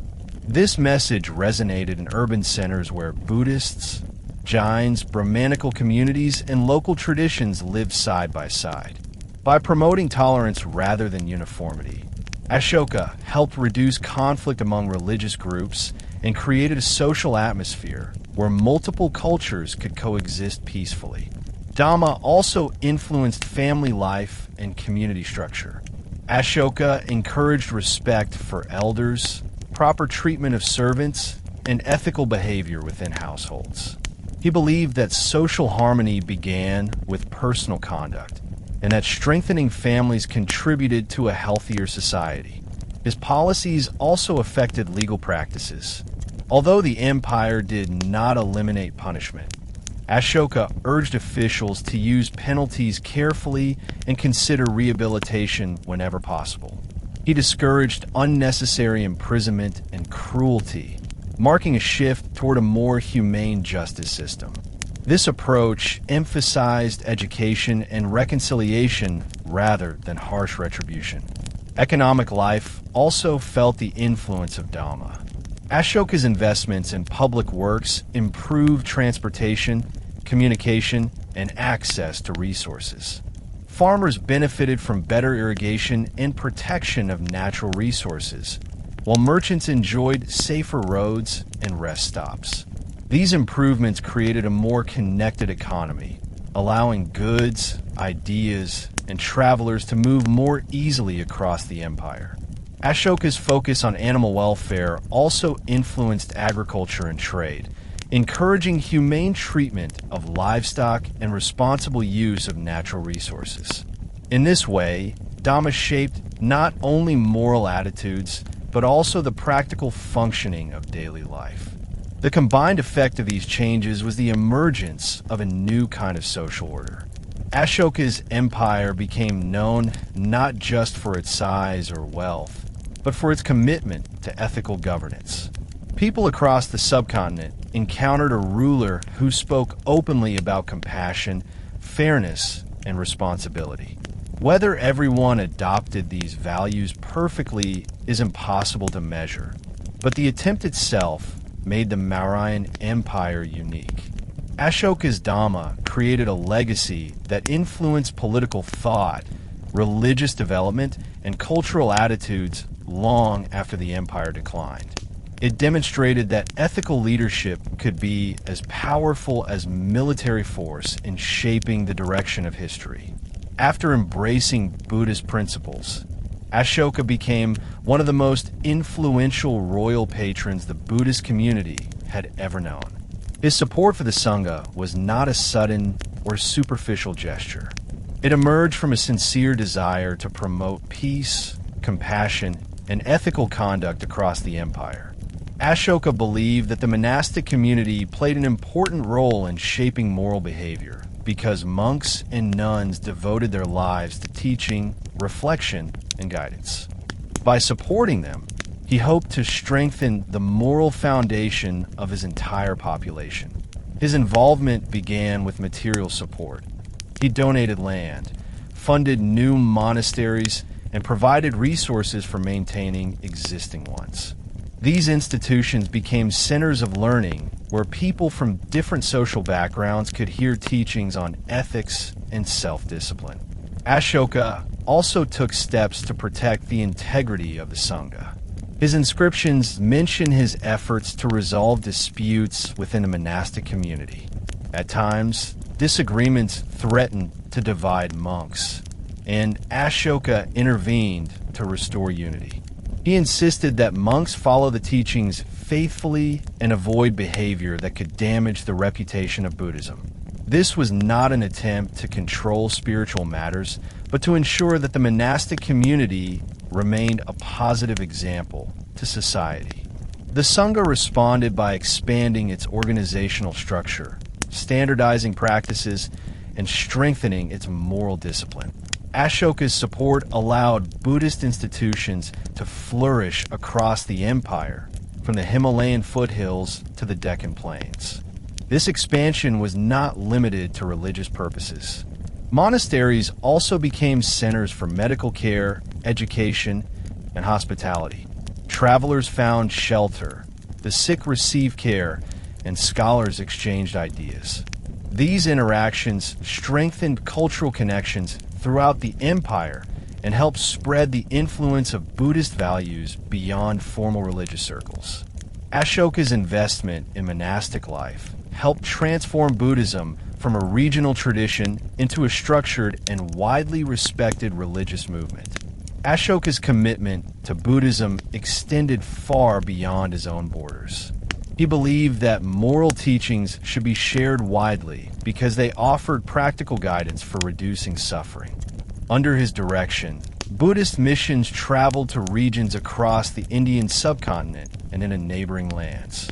Some of the destinations mentioned in his inscriptions include Sri Lanka, the Himalayan kingdoms, the regions of present-day Afghanistan and Pakistan, and several areas in Southeast Asia.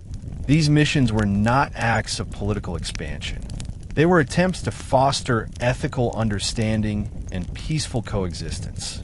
Monks who traveled carried not only spiritual teachings, but also messages of goodwill from the Mauryan Empire. Their presence introduced new ideas to distant communities and helped create networks of cultural exchange that lasted for centuries. One of the most important missions took place in Sri Lanka. Led by Mahinda, who is traditionally identified as Ashoka's son, this mission had a profound impact. Mahinda's arrival introduced Buddhism to the island, where it took root rapidly. The Sri Lankan king welcomed the teachings, and soon new monasteries, scriptures, and rituals emerged.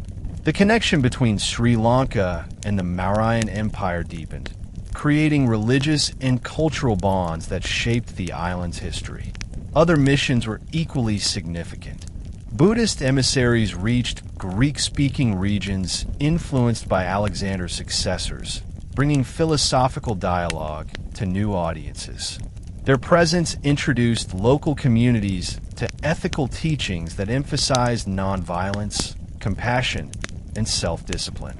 These interactions helped Buddhism evolve as it encountered new cultures, blending with different artistic styles, languages, and philosophical traditions. Ashoka's missionary policy also influenced the internal movement of ideas. Monks who returned from foreign missions brought back stories, insights, and knowledge of distant lands. This exchange encouraged cultural openness within the empire and contributed to the development of art, literature, and philosophy. Through these missions, Buddhism began its long journey toward becoming a global religion. Ashoka's role in this process cannot be overstated.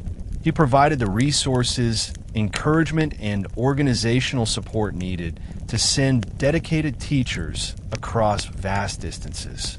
His vision extended beyond political boundaries, reflecting a belief that the well-being of humanity depended on shared ethical values rather than territorial control. Ashoka's efforts to support and spread Buddhism created a legacy that extended far beyond his lifetime. The combination of ethical governance, missionary outreach, and monastic development transformed the trajectory of Buddhism and reshaped cultural landscapes in Asia and beyond. One of the most enduring effects was the establishment of strong Buddhist centers across the subcontinent. These centers preserved scriptures, trained monks, and produced texts that were later translated into languages such as Pali, Sanskrit, Chinese, and Tibetan. Ashoka's support gave Buddhism the organizational strength needed to survive political changes and geographic shifts. Even after the Mauryan Empire declined, the monasteries he strengthened continued to function as hubs of learning and spiritual practice. The spread of Buddhism into Sri Lanka, Central Asia, and eventually East Asia can be traced directly to the missionary network Ashoka established. In Sri Lanka, Buddhism became the foundation of national identity and cultural values. In Central Asia, Buddhist communities flourished along trade routes, eventually influencing regions as far as China and Korea. These cultural exchanges shaped art, architecture, and philosophy. Images of the Buddha, carved into stone or painted on walls, began to appear in far-reaching regions. The development of Buddhist monastic architecture, including stupas and monasteries, became a widespread cultural phenomenon. Ashoka's own pillars and monuments inspired later builders, setting a precedent for monumental inscriptions that conveyed ethical messages to the public. Ashoka's emphasis on religious tolerance also had a lasting impact. His inscriptions encouraged respect for all beliefs, creating a political model that valued harmony over dominance. This idea influenced later rulers in India and beyond. Philosophical texts from later centuries referenced Ashoka as a model of ethical leadership. Buddhist traditions remembered him as a righteous king who turned away from violence to embrace compassion. His story became a symbol of the power of moral transformation, inspiring future generations of leaders to consider how ethical principles could guide governance.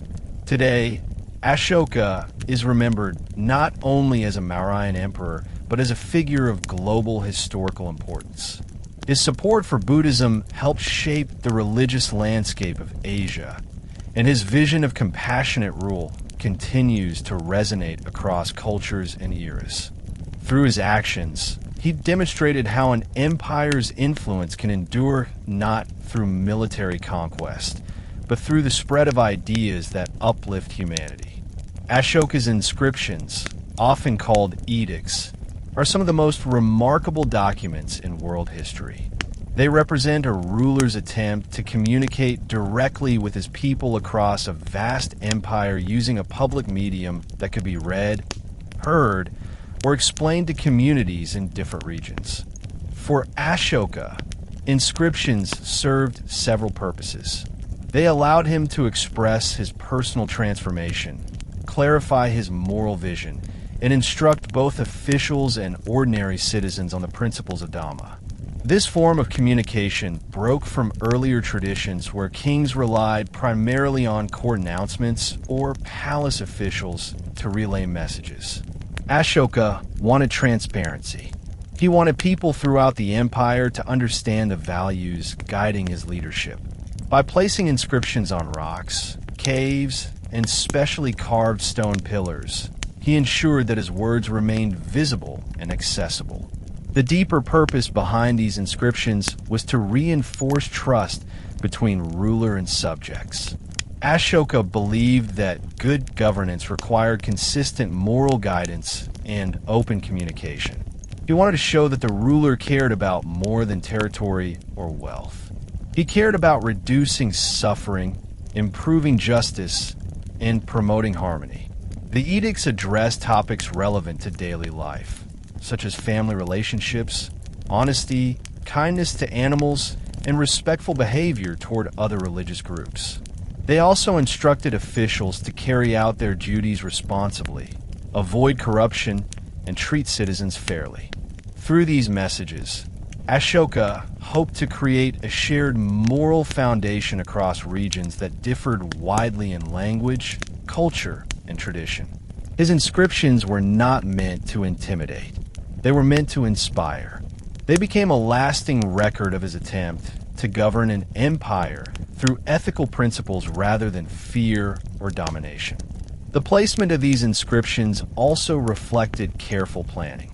Many were located along major trade routes, where travelers, merchants, and officials frequently passed. Others were placed near borders to demonstrate the empire's values to neighboring communities. Still others were set near important religious and cultural sites. Each location was chosen to maximize visibility and influence. Ashoka understood that public communication had the power to shape collective consciousness. His inscriptions aimed to remind people of their shared humanity and encourage them to live with integrity. This combination of personal conviction and political strategy made the edicts one of the most innovative forms of governance in ancient history. The messages carved in stone represented not just a king's voice, but a blueprint for a compassionate and responsible society. The Mauryan Empire was one of the most linguistically diverse regions of the ancient world. People across different provinces spoke a wide range of languages, including Prakrit dialects, early forms of Tamil in the south, Greek in the northwest, Aramaic among certain communities, and local vernaculars spread across remote areas. Ashoka understood that if his message was to reach everyone, he needed to communicate in languages that people actually used in daily life. His inscriptions therefore appeared in multiple languages and scripts. Most of the major edicts were written in Prakrit using the Brahmi script, which later became the foundation for many scripts across South and Southeast Asia. But Ashoka also used the Kharosthi script in regions influenced by Persian culture. In northwestern territories, some edicts appear in Greek and Aramaic, languages spoken among communities shaped by Hellenistic and Achaemenid traditions. This linguistic diversity revealed Ashoka's commitment to inclusivity. He recognized that moral guidance loses its power if people cannot understand it. Instead of imposing a single script or language, he adapted to local linguistic realities. This was rare for ancient rulers, who often preferred centralized languages for administration. Ashoka's approach reflected his respect for cultural diversity and his awareness that ethical governance required clear communication. By carving messages in multiple languages, he ensured that his ideas reached merchants, farmers, monks, soldiers, and local leaders across the empire. His inscriptions encouraged people to reflect on their behavior, support social harmony, and contribute to the moral improvement of the community. This adaptability made the edicts more effective because they felt accessible and relatable. The inscriptions also offer important historical insights into linguistic development. They provide early examples of written Brahmi and Kharosthi, helping scholars understand how these scripts evolved. The Greek and Aramaic edicts show that Ashoka's empire was connected to international networks of language, trade, and ideas. These inscriptions demonstrate that the Mauryan world was not isolated. It interacted with neighboring cultures through diplomacy, commerce, and cultural exchange. Ashoka used language as a bridge, not a barrier. His willingness to communicate across linguistic differences helped unify the empire and fostered a sense of shared purpose. It also ensured that his vision of Dhamma spread beyond political boundaries. Through linguistic inclusivity, Ashoka made his moral message a universal one, reflecting his belief that ethical values belong to all people, not just a select group. While Ashoka's inscriptions carried spiritual and ethical themes, they also served clear administrative purposes. Many edicts addressed officials directly, reminding them of their responsibilities and setting standards for their conduct. Ashoka emphasized fairness, transparency, and compassion in governance. He instructed officers to visit communities regularly, listen to complaints, and resolve issues without delay. He reminded them to avoid harsh punishments and to consider circumstances before making judgments. These instructions helped shape a more humane administrative culture. They also reinforced the idea that officials represented the moral values of the state, not just its power. Ashoka expected them to model ethical behavior because he believed that a corrupt or careless administration could undermine social trust. The edicts also created a system of accountability. Because the inscriptions were public, the population could see what values the king expected from his officials. If an officer acted unjustly, people could compare that behavior with Ashoka's public instructions and demand fairness. This transparency strengthened the bond between ruler and subjects. It encouraged officials to act responsibly and offered citizens a sense of protection. The edicts also explained new administrative initiatives, such as medical facilities, public works, rest houses, and irrigation projects. These announcements helped people understand how the state supported their welfare. They created a sense of shared progress, showing that the government invested resources in improving daily life.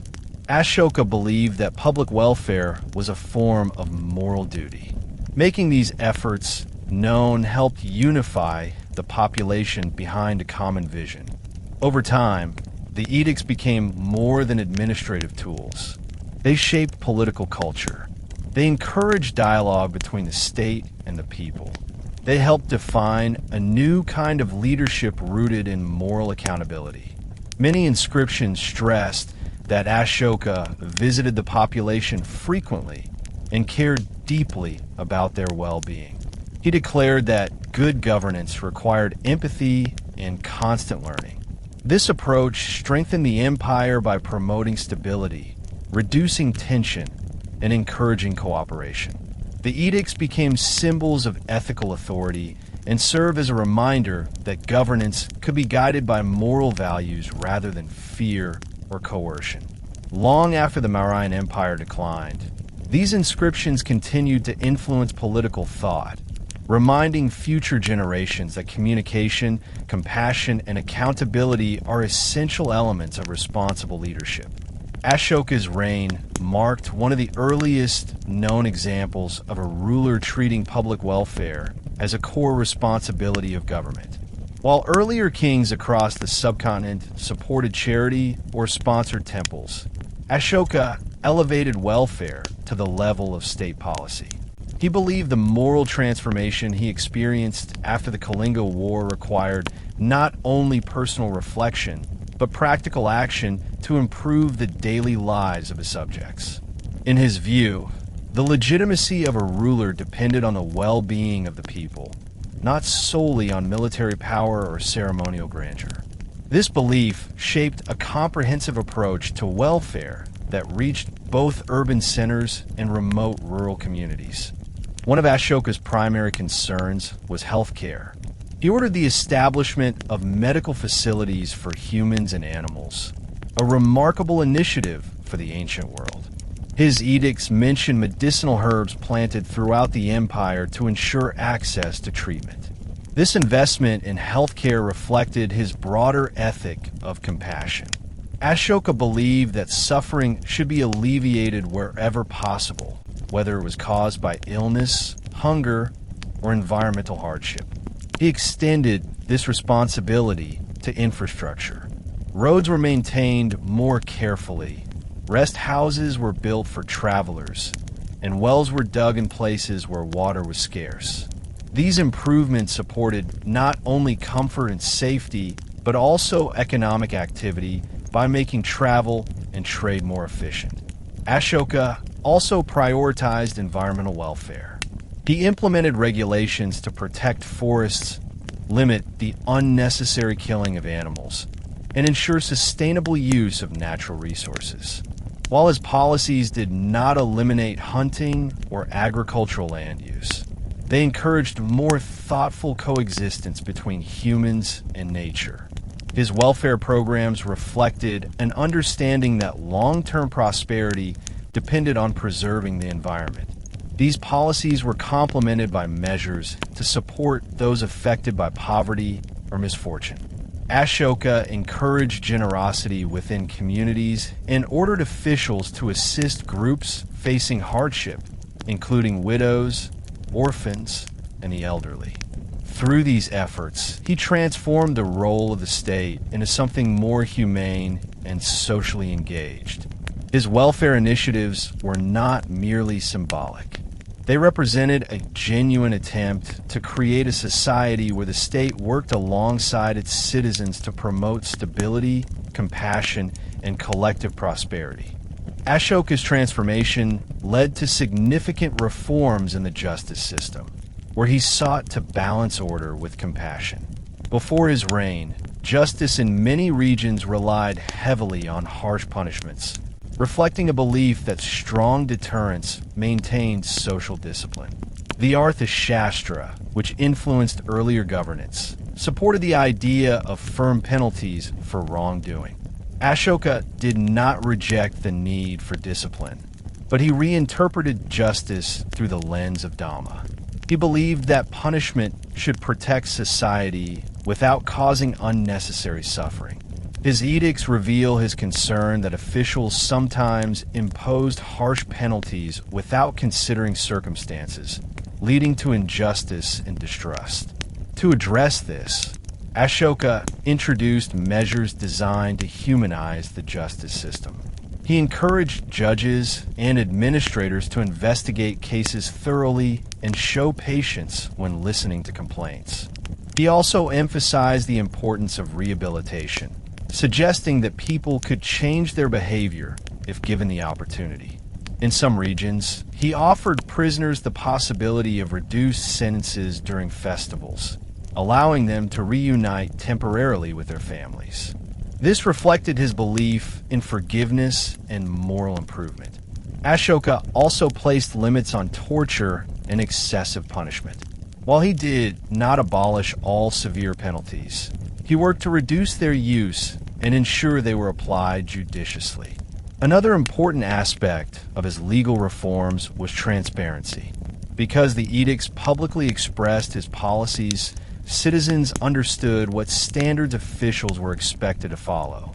This made it easier for people to identify abuses of power and appeal for justice. It also pressured officials to act responsibly, knowing their actions were subject to public scrutiny. The Dharma played a key role in these reforms by monitoring legal proceedings and ensuring that Ashoka's moral principles influenced judicial decisions. These changes reflected a shift from a purely authoritative model of justice to a more empathetic one.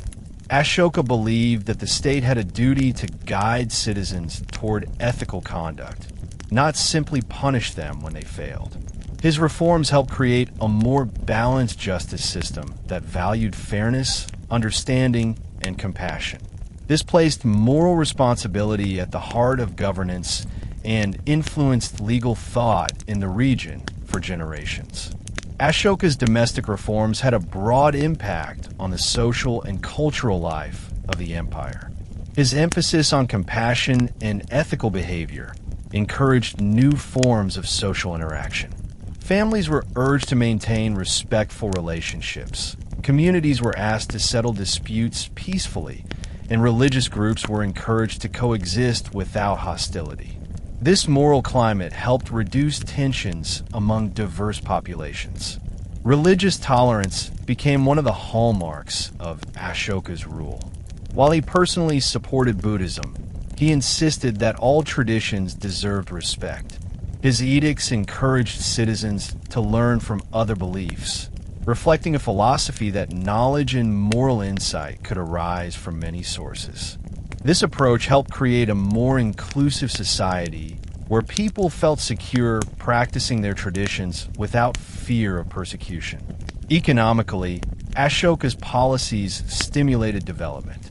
Better infrastructure meant that merchants traveled more safely, enabling long-distance trade routes to flourish. Markets expanded, connecting the empire's interior regions with coastal ports. The availability of water and improved roads supported agricultural productivity and allowed goods to move quickly across provinces. By reducing corruption and emphasizing fair trade, Ashoka strengthened public trust in the economic system. Merchants, artisans, and farmers all benefited from a more predictable and supportive environment. When people saw that the government invested in their welfare, they became more engaged in economic growth, contributing to a cycle of prosperity.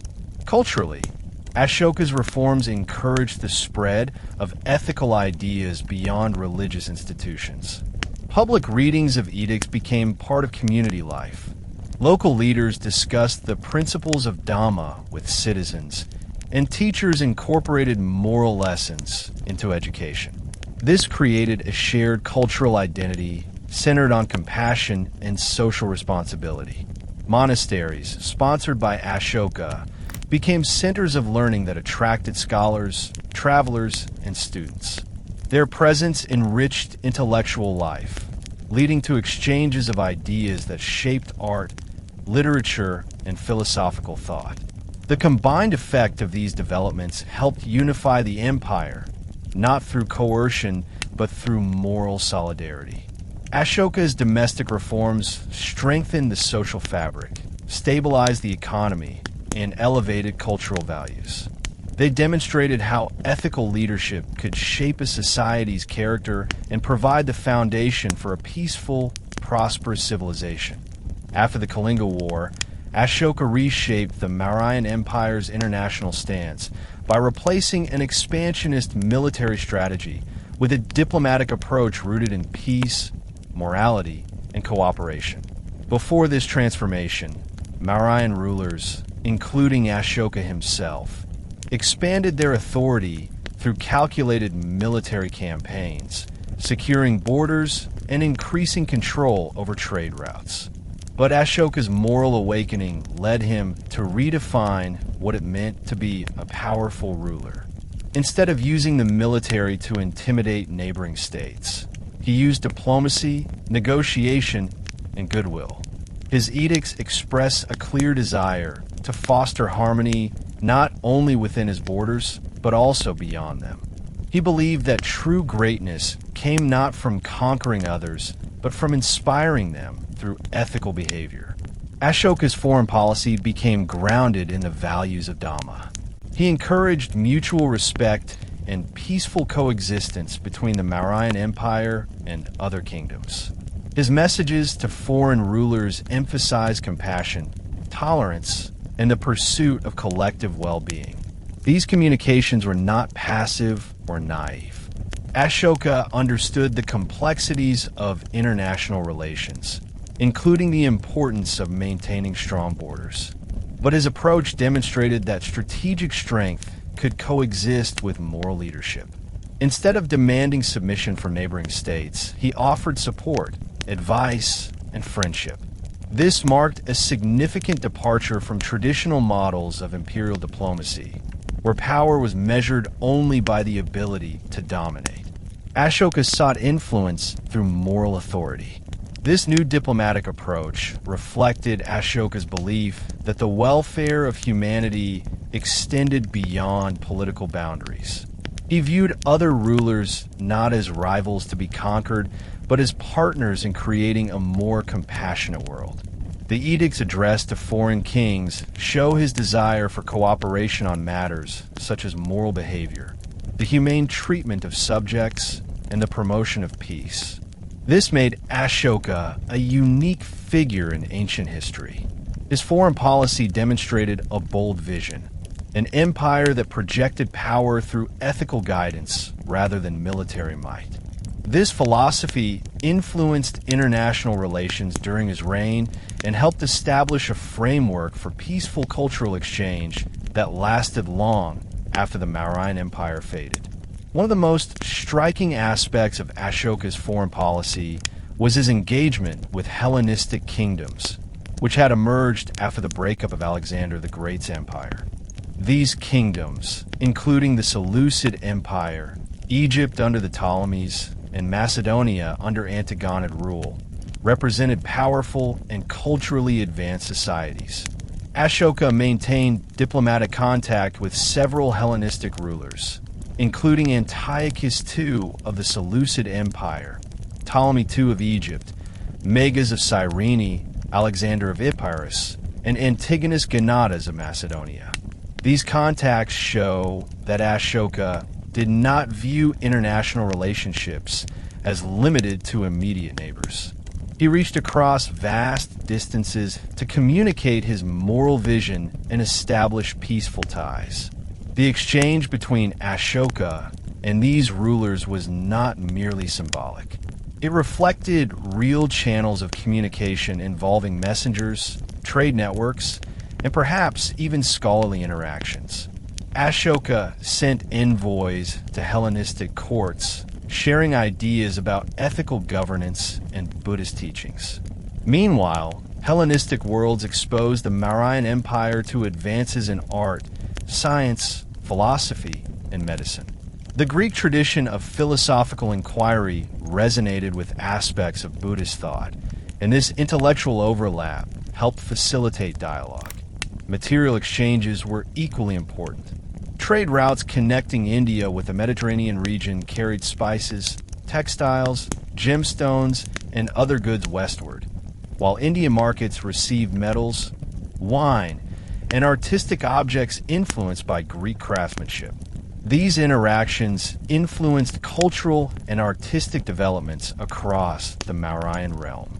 Archaeological evidence suggests that Mauryan art absorbed stylistic elements from Hellenistic sculpture, such as realistic anatomical details and decorative motifs. At the same time, Buddhist ideas gradually reached Western regions along trade routes, laying the groundwork for later developments in Gandharan art, which combined Greek and Buddhist artistic traditions. Ashoka's diplomatic outreach helped create an atmosphere in which cultural exchange flourished. Rather than isolating his empire, he opened channels that enriched both sides. His foreign policy demonstrated how peaceful engagement could produce mutual benefits greater than what military conquest could achieve.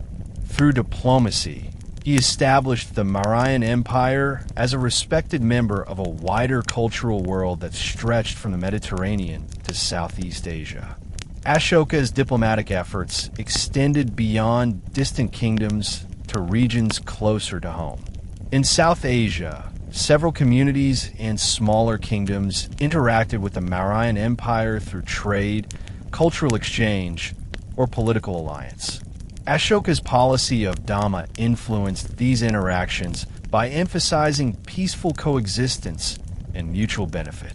Instead of using military intimidation to control nearby regions, Ashoka encouraged cooperation and communication. His edicts mention outreach to communities such as the Cholas, Pandyas, and Satyaputras in southern India.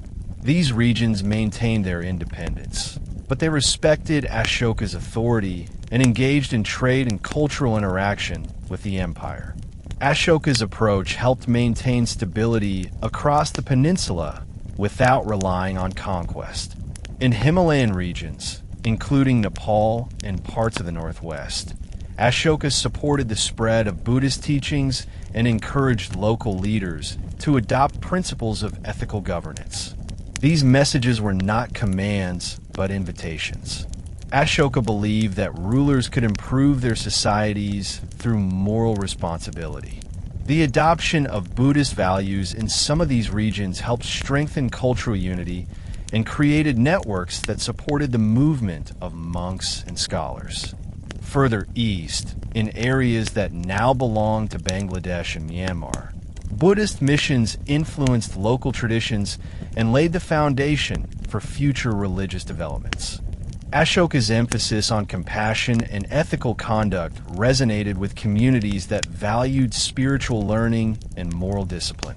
The long-term influence of Ashoka's diplomacy can be seen in the spread of Buddhist culture across Asia. His support for missions created ties that extended beyond immediate political borders, shaping social and religious landscapes for centuries. Many regions adopted elements of Dhamma-inspired governance, promoting welfare, tolerance, and ethical behavior. Although the Mauryan Empire eventually declined, the ideas Ashoka shared through diplomacy continued to move along trade routes and cultural pathways, influencing kingdoms long after the political structure that produced them disappeared. Ashoka demonstrated that diplomacy grounded in ethical values could transform not only international relations, but also cultural and moral development across entire regions. His legacy suggests that moral leadership can produce a form of influence more enduring than military conquest. The Mauryan Empire depended on a sophisticated administrative system that reached from the capital at Pataliputra into towns, villages, forests, and frontier regions. This structure did not appear suddenly. It was shaped over 3 generations, beginning with Chandragupta's centralization, refined during Bindusara's stable expansion, and transformed by Ashoka's moral and welfare-oriented reforms. At the top of this structure was the emperor, who served as both political and moral authority. Beneath him operated a vast bureaucracy that managed land revenue, trade regulation, justice, military affairs, and public welfare. The empire was divided into provinces, each governed by experienced officials who were responsible for collecting taxes, maintaining order, and implementing imperial policies. Major provincial capitals, such as Taxila, Ujjain, Suvarnagiri, and Tosali served as regional hubs where administrators coordinated with the center. These governors worked with multiple levels of local officers who handled tasks, ranging from supervising agriculture to managing markets. One of the most important administrative innovations of the Mauryan period was the use of specialized departments. Different officers oversaw mining, forestry, animal husbandry, road maintenance, and port activities. This specialization ensured that the needs of different economic sectors received proper attention. Detailed record keeping allowed the central government to track resources and plan developments. Inspectors traveled regularly to evaluate officials, investigate corruption, and report directly to the emperor. This system of checks and balances strengthened accountability. The empire relied on strong communication networks to maintain this structure. Roads and rest houses enabled officials, merchants, and travelers to move efficiently across vast distances. Couriers carried written orders and reports, ensuring that even remote areas stayed connected to the capital. These administrative mechanisms supported both economic growth and political unity. For ordinary citizens, the presence of such a system was visible in daily life. Markets were regulated to prevent fraud, weights and measures were standardized, and taxes were collected according to established rules rather than arbitrary demands. Farmers interacted with surveyors and irrigation officers who managed land distribution and water resources. Artisans worked under guilds supervised by state-appointed officials.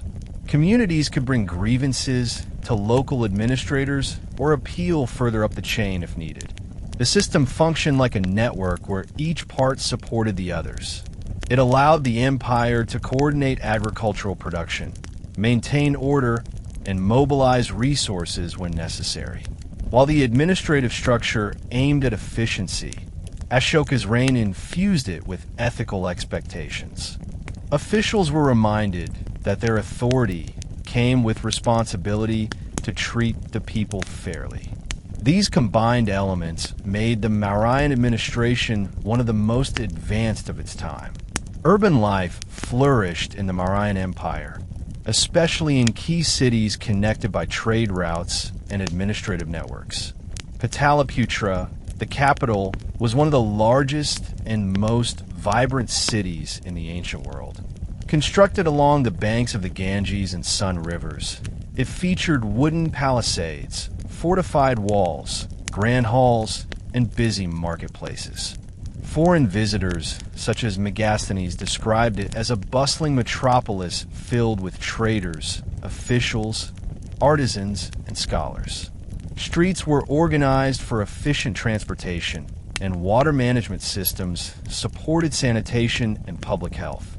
The city served as both a political center and a hub for economic activity.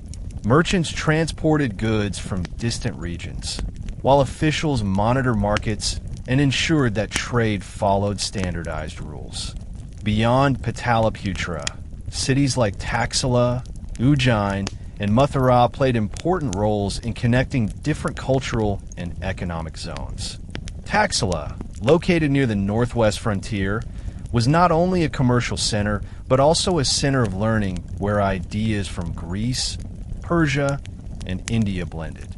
Ujjain served as a major stop on inland trade routes and became known for its astronomical and economic significance. Coastal regions, especially in the south and east, connected the empire to maritime networks that led to Sri Lanka, Southeast Asia, and even the Mediterranean. Goods such as textiles, spices, precious stones, salt, timber, ivory, and metalwork moved through these routes. Merchants formed guilds to manage trade and negotiate collectively with the state. These guilds played a major role in shaping urban life, supporting artisans, and organizing marketplaces. Rural regions formed the economic backbone of the empire. Agriculture dominated daily life for most people, with crops such as rice, wheat, barley, sugarcane, and pulses being cultivated across the subcontinent.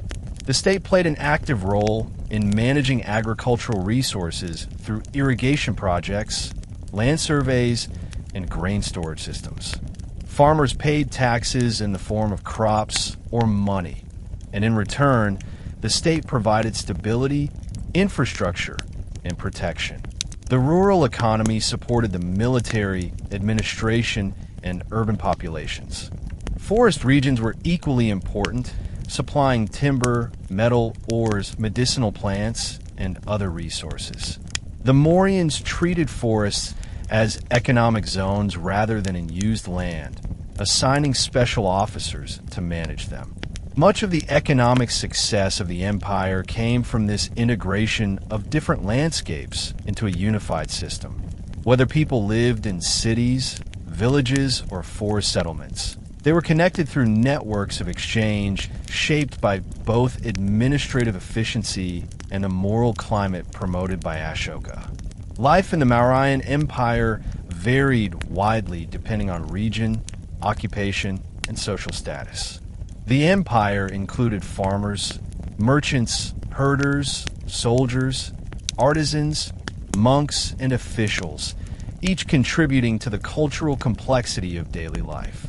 Social organization was influenced by earlier traditions that recognized different roles and professions, but the Mauryan Empire introduced new forms of interaction due to increased mobility, trade, and administrative regulation.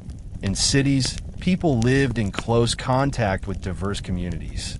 Markets brought together traders from distant regions, while public spaces allowed interactions between officials, teachers, and citizens. Urban dwellers enjoyed access to goods from across the subcontinent, including fine pottery, metal tools, jewelry, and textiles.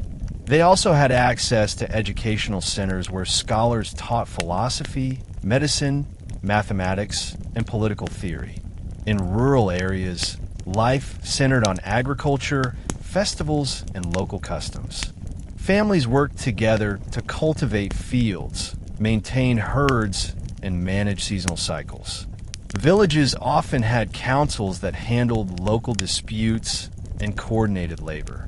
These communities followed regional traditions in rituals, food, clothing, and social celebrations. Ashoka's encouragement of ethical behavior and compassion reached these areas through officials and public readings of edicts. While not everyone adopted Buddhist values fully, many communities appreciated the emphasis on fairness, family respect, and reduced violence. This moral influence blended with existing cultural values, reinforcing practices that promoted social harmony. Religious diversity was another defining feature of daily life. Buddhism, Jainism, and Brahmanical traditions coexisted alongside local beliefs and ancestral worship. Ashoka's policy of tolerance helped reduce conflicts among these groups. Festivals, pilgrimages, and rituals filled the social calendar, bringing communities together in shared celebrations. Even though the empire had a structured social hierarchy, mobility increased as trade and administration created new opportunities. Artisans and craftsmen organized themselves into guilds, gaining economic influence. Women played important roles in household management, agriculture, trade, and religious life, though their status varied across regions. The cultural landscape of the Mauryan Empire was defined by creativity and exchange. People enjoyed music, dance, storytelling, and dramatic performances. Craftsmen produced sophisticated works in stone, wood, and metal. The architectural achievements of the period, including stupas, pillars, and early cave structures, reflected both artistic skill and evolving spiritual ideas. Through this blend of economic activity, cultural expression, and ethical guidance, daily life in the Mauryan Empire became a reflection of the stability and moral vision promoted by its rulers. The society that emerged was diverse, dynamic, and interconnected, shaped by the policies and principles that defined this remarkable period of South Asian history. Mauryan art developed at a crossroads where indigenous traditions met influences brought from Persia, Central Asia, and the Hellenistic world. Before the Mauryas, Indian art was already rich with symbolic carvings, pottery, terracotta figures, and early forms of architectural expression. However, the Mauryan era brought a new level of scale, refinement, and institutional support. The empire's centralized administration and broad economic resources enabled artisans to work on large projects funded directly by the state. This resulted in a distinct artistic identity marked by polished stone surfaces, monumental structures, and sophisticated symbolic imagery. Mauryan art served political, religious, and cultural purposes, reflecting both the authority of the empire and the evolving ethical message of Ashoka's Dhamma. One of the key characteristics of Mauryan art was the use of finely polished sandstone. This technique, often referred to as the Mauryan polish, produced surfaces so smooth that they reflected light like glass. This level of craftsmanship required advanced knowledge of stoneworking and contributed to the prestige of imperial monuments. The aesthetic influence of Persia is visible in the polished columns and decorative motifs, such as lotus capitals and geometric patterns. Yet despite these foreign influences, Mauryan art remained grounded in Indian spiritual symbolism. The themes depicted in early Buddhist and Jain sculptures, along with representations of animals and plants, reflected local cosmology and cultural values.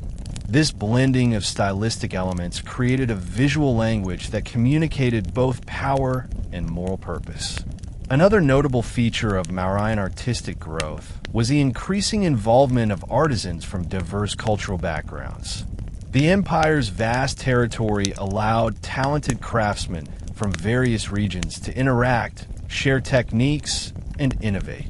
This cultural exchange enriched artistic expression, giving rise to new forms that combined regional styles with imperial aesthetics. Mauryan art did not aim to glorify the emperor alone. It aimed to convey a vision of order, prosperity, and moral responsibility. Many works produced during this period were tied to Ashoka's reformist agenda, reinforcing messages of ethical conduct, nonviolence, and respect for all forms of life. As a result, Mauryan artistic identity became intertwined with the broader cultural transformation taking place under Ashoka's leadership. Mauryan architecture reached unprecedented heights in scale and sophistication. Among the most celebrated structures are the Ashokan pillars, massive sandstone columns erected across the subcontinent to display moral edicts. These pillars, often over 40 feet tall, symbolized both imperial authority and the universal reach of Ashoka's message. Each pillar was carved from a single stone block, transported across great distances, and erected with precision. Their capitals featured elaborate sculptures, most famously the lion capital at Sarnath, which later became a national emblem of India. The lions, standing proudly atop the column, symbolize the protective presence of the Dhamma. Their naturalistic rendering reflects the influence of Persian and Hellenistic art, yet their symbolic meaning was deeply rooted in Indian tradition. Another major architectural development of the Mauryan era was the expansion of stupa construction. Stupas, originally simple burial mounds, evolved into sacred monuments associated with the Buddha's life and teachings. Ashoka played a central role in spreading stupa architecture. He is credited with redistributing the relics of the Buddha and building numerous stupas across the empire to enshrine them. The Great Stupa at Sanchi, although expanded in later centuries, began during the Mauryan period and represents one of the earliest and most influential examples of Buddhist monumental architecture. Stupas served not only as religious sites, but also as symbols of unity, encouraging pilgrimage and cultural exchange. In addition to pillars and stupas, the Mauryan period saw significant progress in rock-cut architecture. The Barabar caves in Bihar, some of the earliest known rock-cut structures in India, were created during Ashoka's reign and dedicated to the Ajivaka sect. These caves were carved with remarkable precision, featuring smooth, curved walls and polished surfaces. The skill required to produce such structures without modern tools is extraordinary. The caves highlight the technological and artistic achievements of Mauryan craftsmen, as well as Ashoka's support for multiple religious communities. These rock-cut spaces served as meditation halls, reflecting the growing emphasis on spiritual practice and ascetic traditions during the period. Together, these architectural achievements demonstrate the Mauryan Empire's commitment to combining artistic excellence with spiritual and political purpose. The empire used architecture not only to display power, but also to support religious institutions, promote moral values, and create spaces that fostered reflection and learning. This fusion of aesthetics and ethics contributed to the enduring legacy of Mauryan architecture. The Mauryan Empire was not only an age of political and architectural achievement, but also a vibrant period of literary and intellectual activity. Although many written works from the period have not survived, historical sources, inscriptions, and later references provide insight into the rich cultural environment that thrived under Mauryan rule. One of the most significant literary contributions associated with the period is the Arthashastra, traditionally attributed to Chanakya. This text, which may have evolved over time, offers a complex analysis of statecraft, economic policy, espionage, diplomacy, and military strategy. Its insights reflect the intellectual rigor that shaped the early Mauryan administration. Even if the final version was compiled later, the ideas within it were influential during Chandragupta's reign and helped guide the empire's foundations. Buddhist literature also flourished during this period. As Ashoka supported the spread of Buddhism, monastic communities preserved oral teachings and organized them into collections. Councils held during and after his reign contributed to the codification of Buddhist texts. These efforts helped shape the Pali Canon and supported the spread of Buddhist thought into Sri Lanka and other regions. Jain literature, though less directly tied to imperial sponsorship, also developed as monastic groups expanded their teachings and recorded philosophical concepts. The intellectual climate of the time encouraged debate, study, and ethical reflection across different traditions. Cultural expression extended beyond formal literature. Storytelling, music, dance, and theatrical performances enriched social life across cities and villages. Artisans crafted terracotta figurines that depicted everyday scenes, animals, deities, and mythological characters. These objects reveal much about clothing styles, rituals, and daily activities. Trade networks also contributed to cultural exchange, bringing new artistic motifs and materials into the Mauryan world. Urban centers became melting pots of cultural ideas, where scholars, merchants, and travelers from different regions exchanged stories and perspectives. The intellectual atmosphere of the Mauryan era was shaped by diversity, curiosity, and engagement with ethical questions. Whether through philosophical texts, oral teachings, or artistic expression, ideas circulated widely and influenced how people understood power, morality, and society. This vibrant cultural environment complemented the political and architectural achievements of the Maurya Empire, helping to create a civilization remembered not only for its territorial reach, but also for its creativity, intellectual depth, and commitment to moral and cultural development. When Ashoka passed away, the Mauryan Empire faced the difficult task of maintaining unity without the powerful moral authority that had defined his reign. Although Ashoka had built a vast administrative system, much of its stability rested on his personal influence. His leadership inspired loyalty among officials and encouraged cooperation across regions. However, moral authority is not easily transferred. Later rulers struggled to embody Ashoka's combination of strength and compassion. Some maintained his ethical approach superficially, but they lacked his conviction.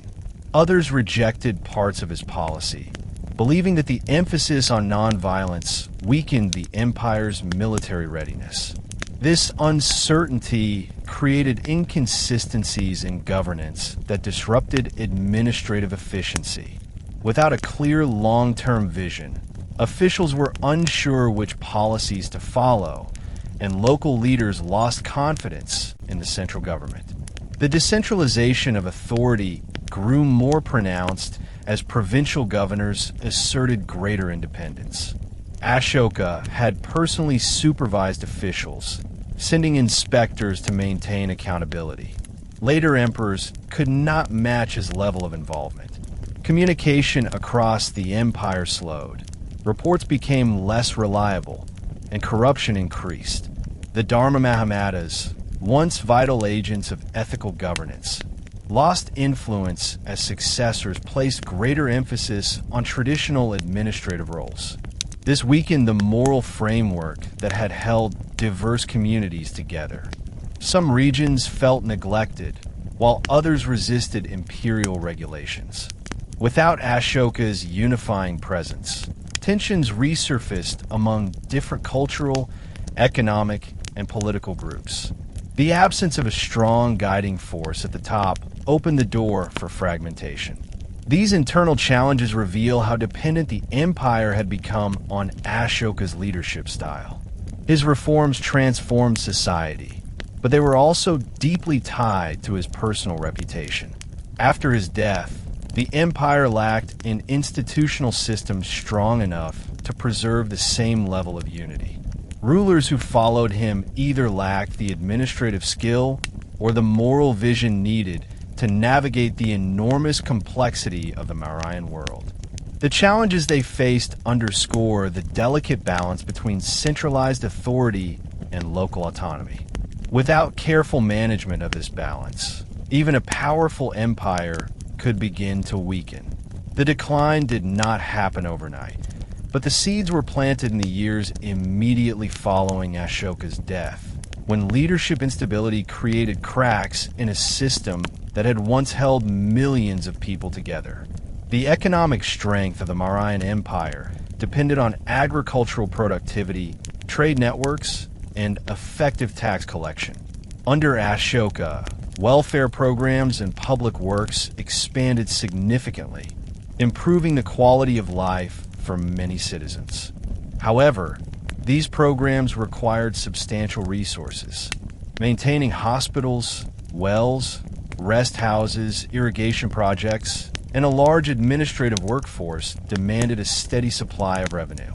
After Ashoka, the empire's financial system faced increasing strain. Trade routes continued to function, but oversight weakened. Corruption grew among local officials who collected taxes, reducing the empire's income. Provinces that once contributed large amounts began to pay less, either due to inefficiency or because they no longer saw the central government as legitimate. The military also imposed economic burdens. Maintaining a large standing army had always been expensive, but after Ashoka's strong promotion of nonviolence, some rulers reduced military funding. This decision created vulnerability. Frontier regions became harder to defend, and local rebellions became more difficult to suppress. In other cases, rulers who tried to rebuild military strength found it difficult to secure resources without creating resentment among taxpayers. This economic imbalance destabilized the empire further. When central authority weakened, regional leaders began asserting more control over local economies.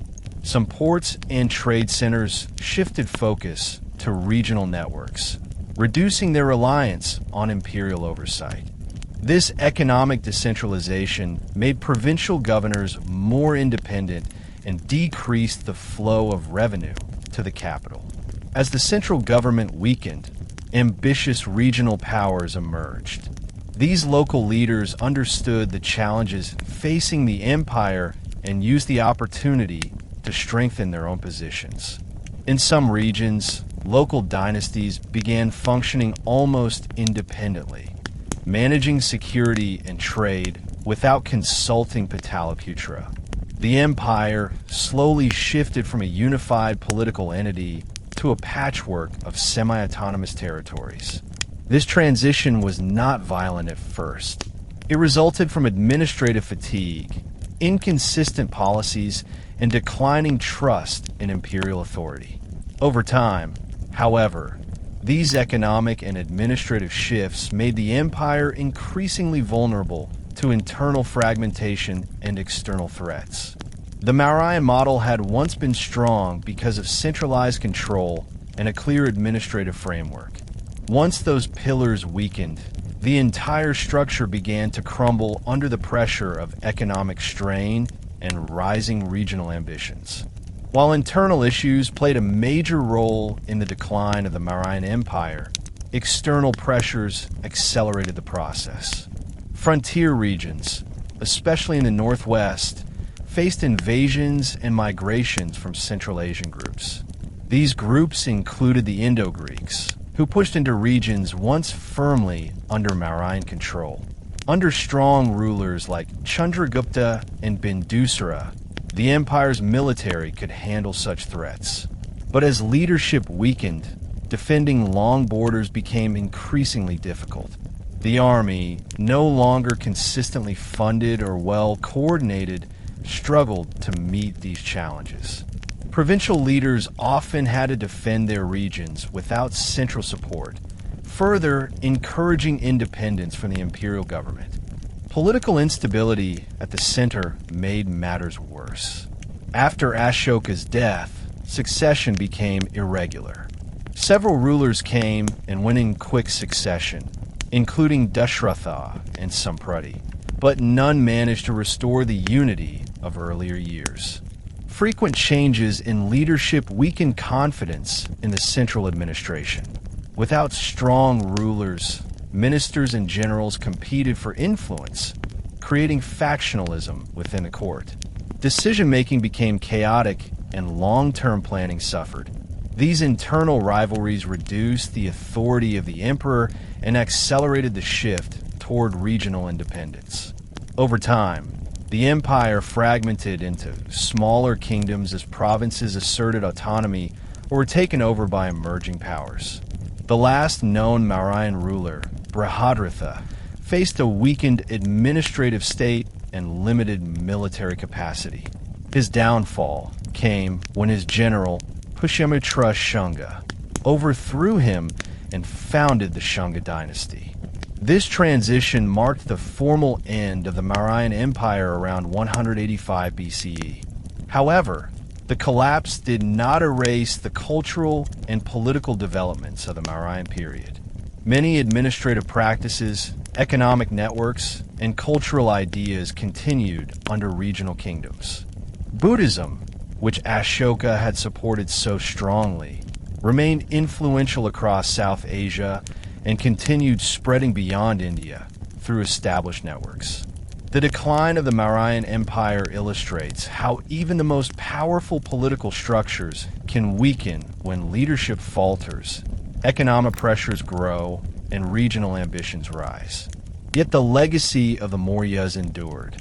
Their achievements in governance, architecture, ethical policy, and cultural development shaped South Asian civilization for centuries. Ashoka's moral influence extended well beyond the borders of his empire, leaving a permanent imprint on world history. The empire fell, but its ideas continued to move through time, carried by communities, scholars, and cultural traditions that remembered the remarkable era of Mauryan rule. The Maurya Empire left a political legacy that shaped South Asian governance for centuries. Even after the empire collapsed, later kingdoms and regional powers continued using administrative structures inspired by Mauryan innovations. Chandragupta's early reforms created a model of centralized authority with clearly defined provinces, specialized departments, and detailed record-keeping. This structure demonstrated that a vast and diverse region could be governed through organization rather than constant warfare.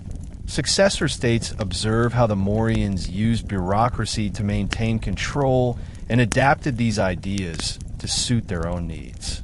The concept of a well-regulated administrative hierarchy became a standard expectation for effective rule in the subcontinent. The Arthashastra, traditionally associated with Chanakya, preserved the intellectual foundation of Mauryan statecraft. Although parts of the text may have developed over time, the principles it described, realistic diplomacy, economic planning, and strategic governance, continue to influence political thinkers long after the Mauryas disappeared. Kings and ministers studied its ideas to understand taxation, espionage, agriculture, law, and foreign policy. The texts serve as a manual for maintaining stability in turbulent times. Even rulers who disagreed with its more rigid or severe recommendations recognized its value as a guide to political strategy. The very existence of such a comprehensive treatise demonstrated the sophistication of Mauryan administration. Ashoka added another dimension to the political legacy by redefining what it meant to rule. His emphasis on moral responsibility challenged the traditional notion that a king's main duty was conquest. Instead, he proposed that rulers should act in the service of their people, promote ethical behavior, and consider the emotional and spiritual well-being of society. This moralized vision of kingship influenced rulers in India and beyond. Some adopted parts of his vision, while others referenced him as an example of how moral authority can enhance political legitimacy. Ashoka's experiment with ethical governance showed that leadership is not only about power, but also about purpose. The political ideas developed under the Mauryas, both practical and moral, became part of the intellectual foundation of future Indian civilization. The Maurya Empire profoundly shaped cultural life across the subcontinent. One of its most important contributions was the promotion and spread of Buddhism. Although Buddhism existed before the Mauryas, Ashoka's support transformed it into a major religious and philosophical tradition. He sponsored monasteries, encouraged missionary work, and emphasized values such as nonviolence, compassion, and tolerance. These ideas resonated with communities across India and eventually throughout Asia. In Sri Lanka, Southeast Asia, Central Asia, China, Korea, and Japan, Buddhism took root in forms shaped partly by networks established during Ashoka's reign. This made the Maurya Empire a key turning point in global religious history. Culturally, Ashoka's inscriptions created a new literary tradition. His edicts were not mythological stories or ritual texts. They were direct messages from a ruler to his people, written in accessible language. This established a practice of public communication that emphasized social responsibility and ethical reasoning. Later rulers, poets, and thinkers referenced Ashoka's inscriptions as examples of moral leadership. At the same time, Mauryan art and architecture set aesthetic standards that influenced artistic traditions for centuries. The polished stone pillars, lion capitals, stupas, and rock-cut caves demonstrated extraordinary craftsmanship and introduced design elements that later dynasties adapted. The Sarnath lion capital, with its expressive realism and symbolic meaning, became one of the most enduring images of Indian culture. The intellectual climate of the Mauryan period also contributed to cultural development. Centers of learning like Taxila brought together scholars from different regions and traditions. Philosophical debates flourished among Buddhists, Jains, Ajivikas, and Brahmanical thinkers. These discussions shaped early Indian philosophy and contributed to the rich diversity of spiritual and intellectual traditions that would later define the region. Mauryan society, with its mixture of urban growth, rural stability, ethical governance, and cultural diversity, created a collective memory that survived through literature, inscriptions, monuments, and oral tradition. People across South Asia remembered the Mauryan era as a time of unity, prosperity, and moral ambition, a memory that influenced historical writing and cultural identity for generations. Although the Maurya Empire existed within the boundaries of the Indian subcontinent, its influence extended far beyond.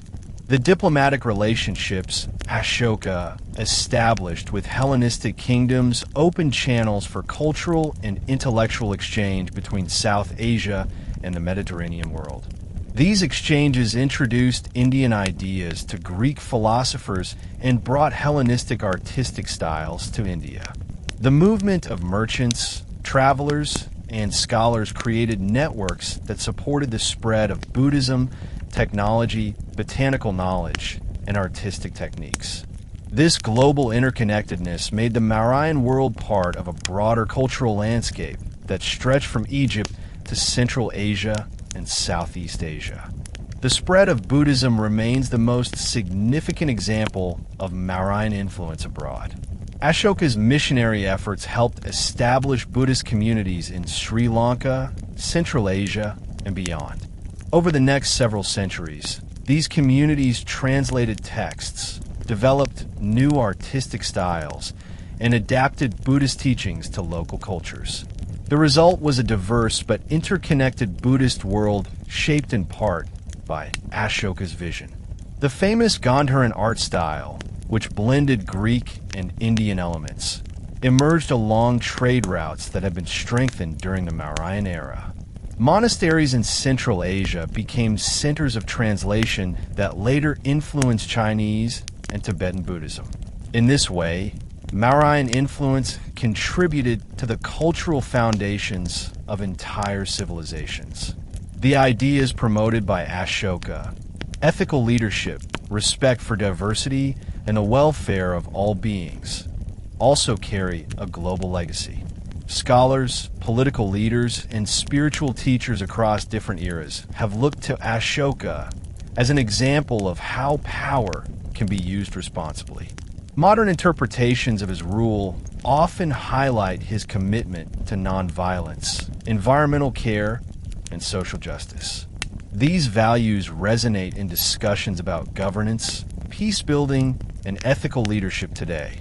Although the Maurya Empire ended more than 2,000 years ago, its influence continues in architecture, religion, philosophy, political thought, and international cultural exchange.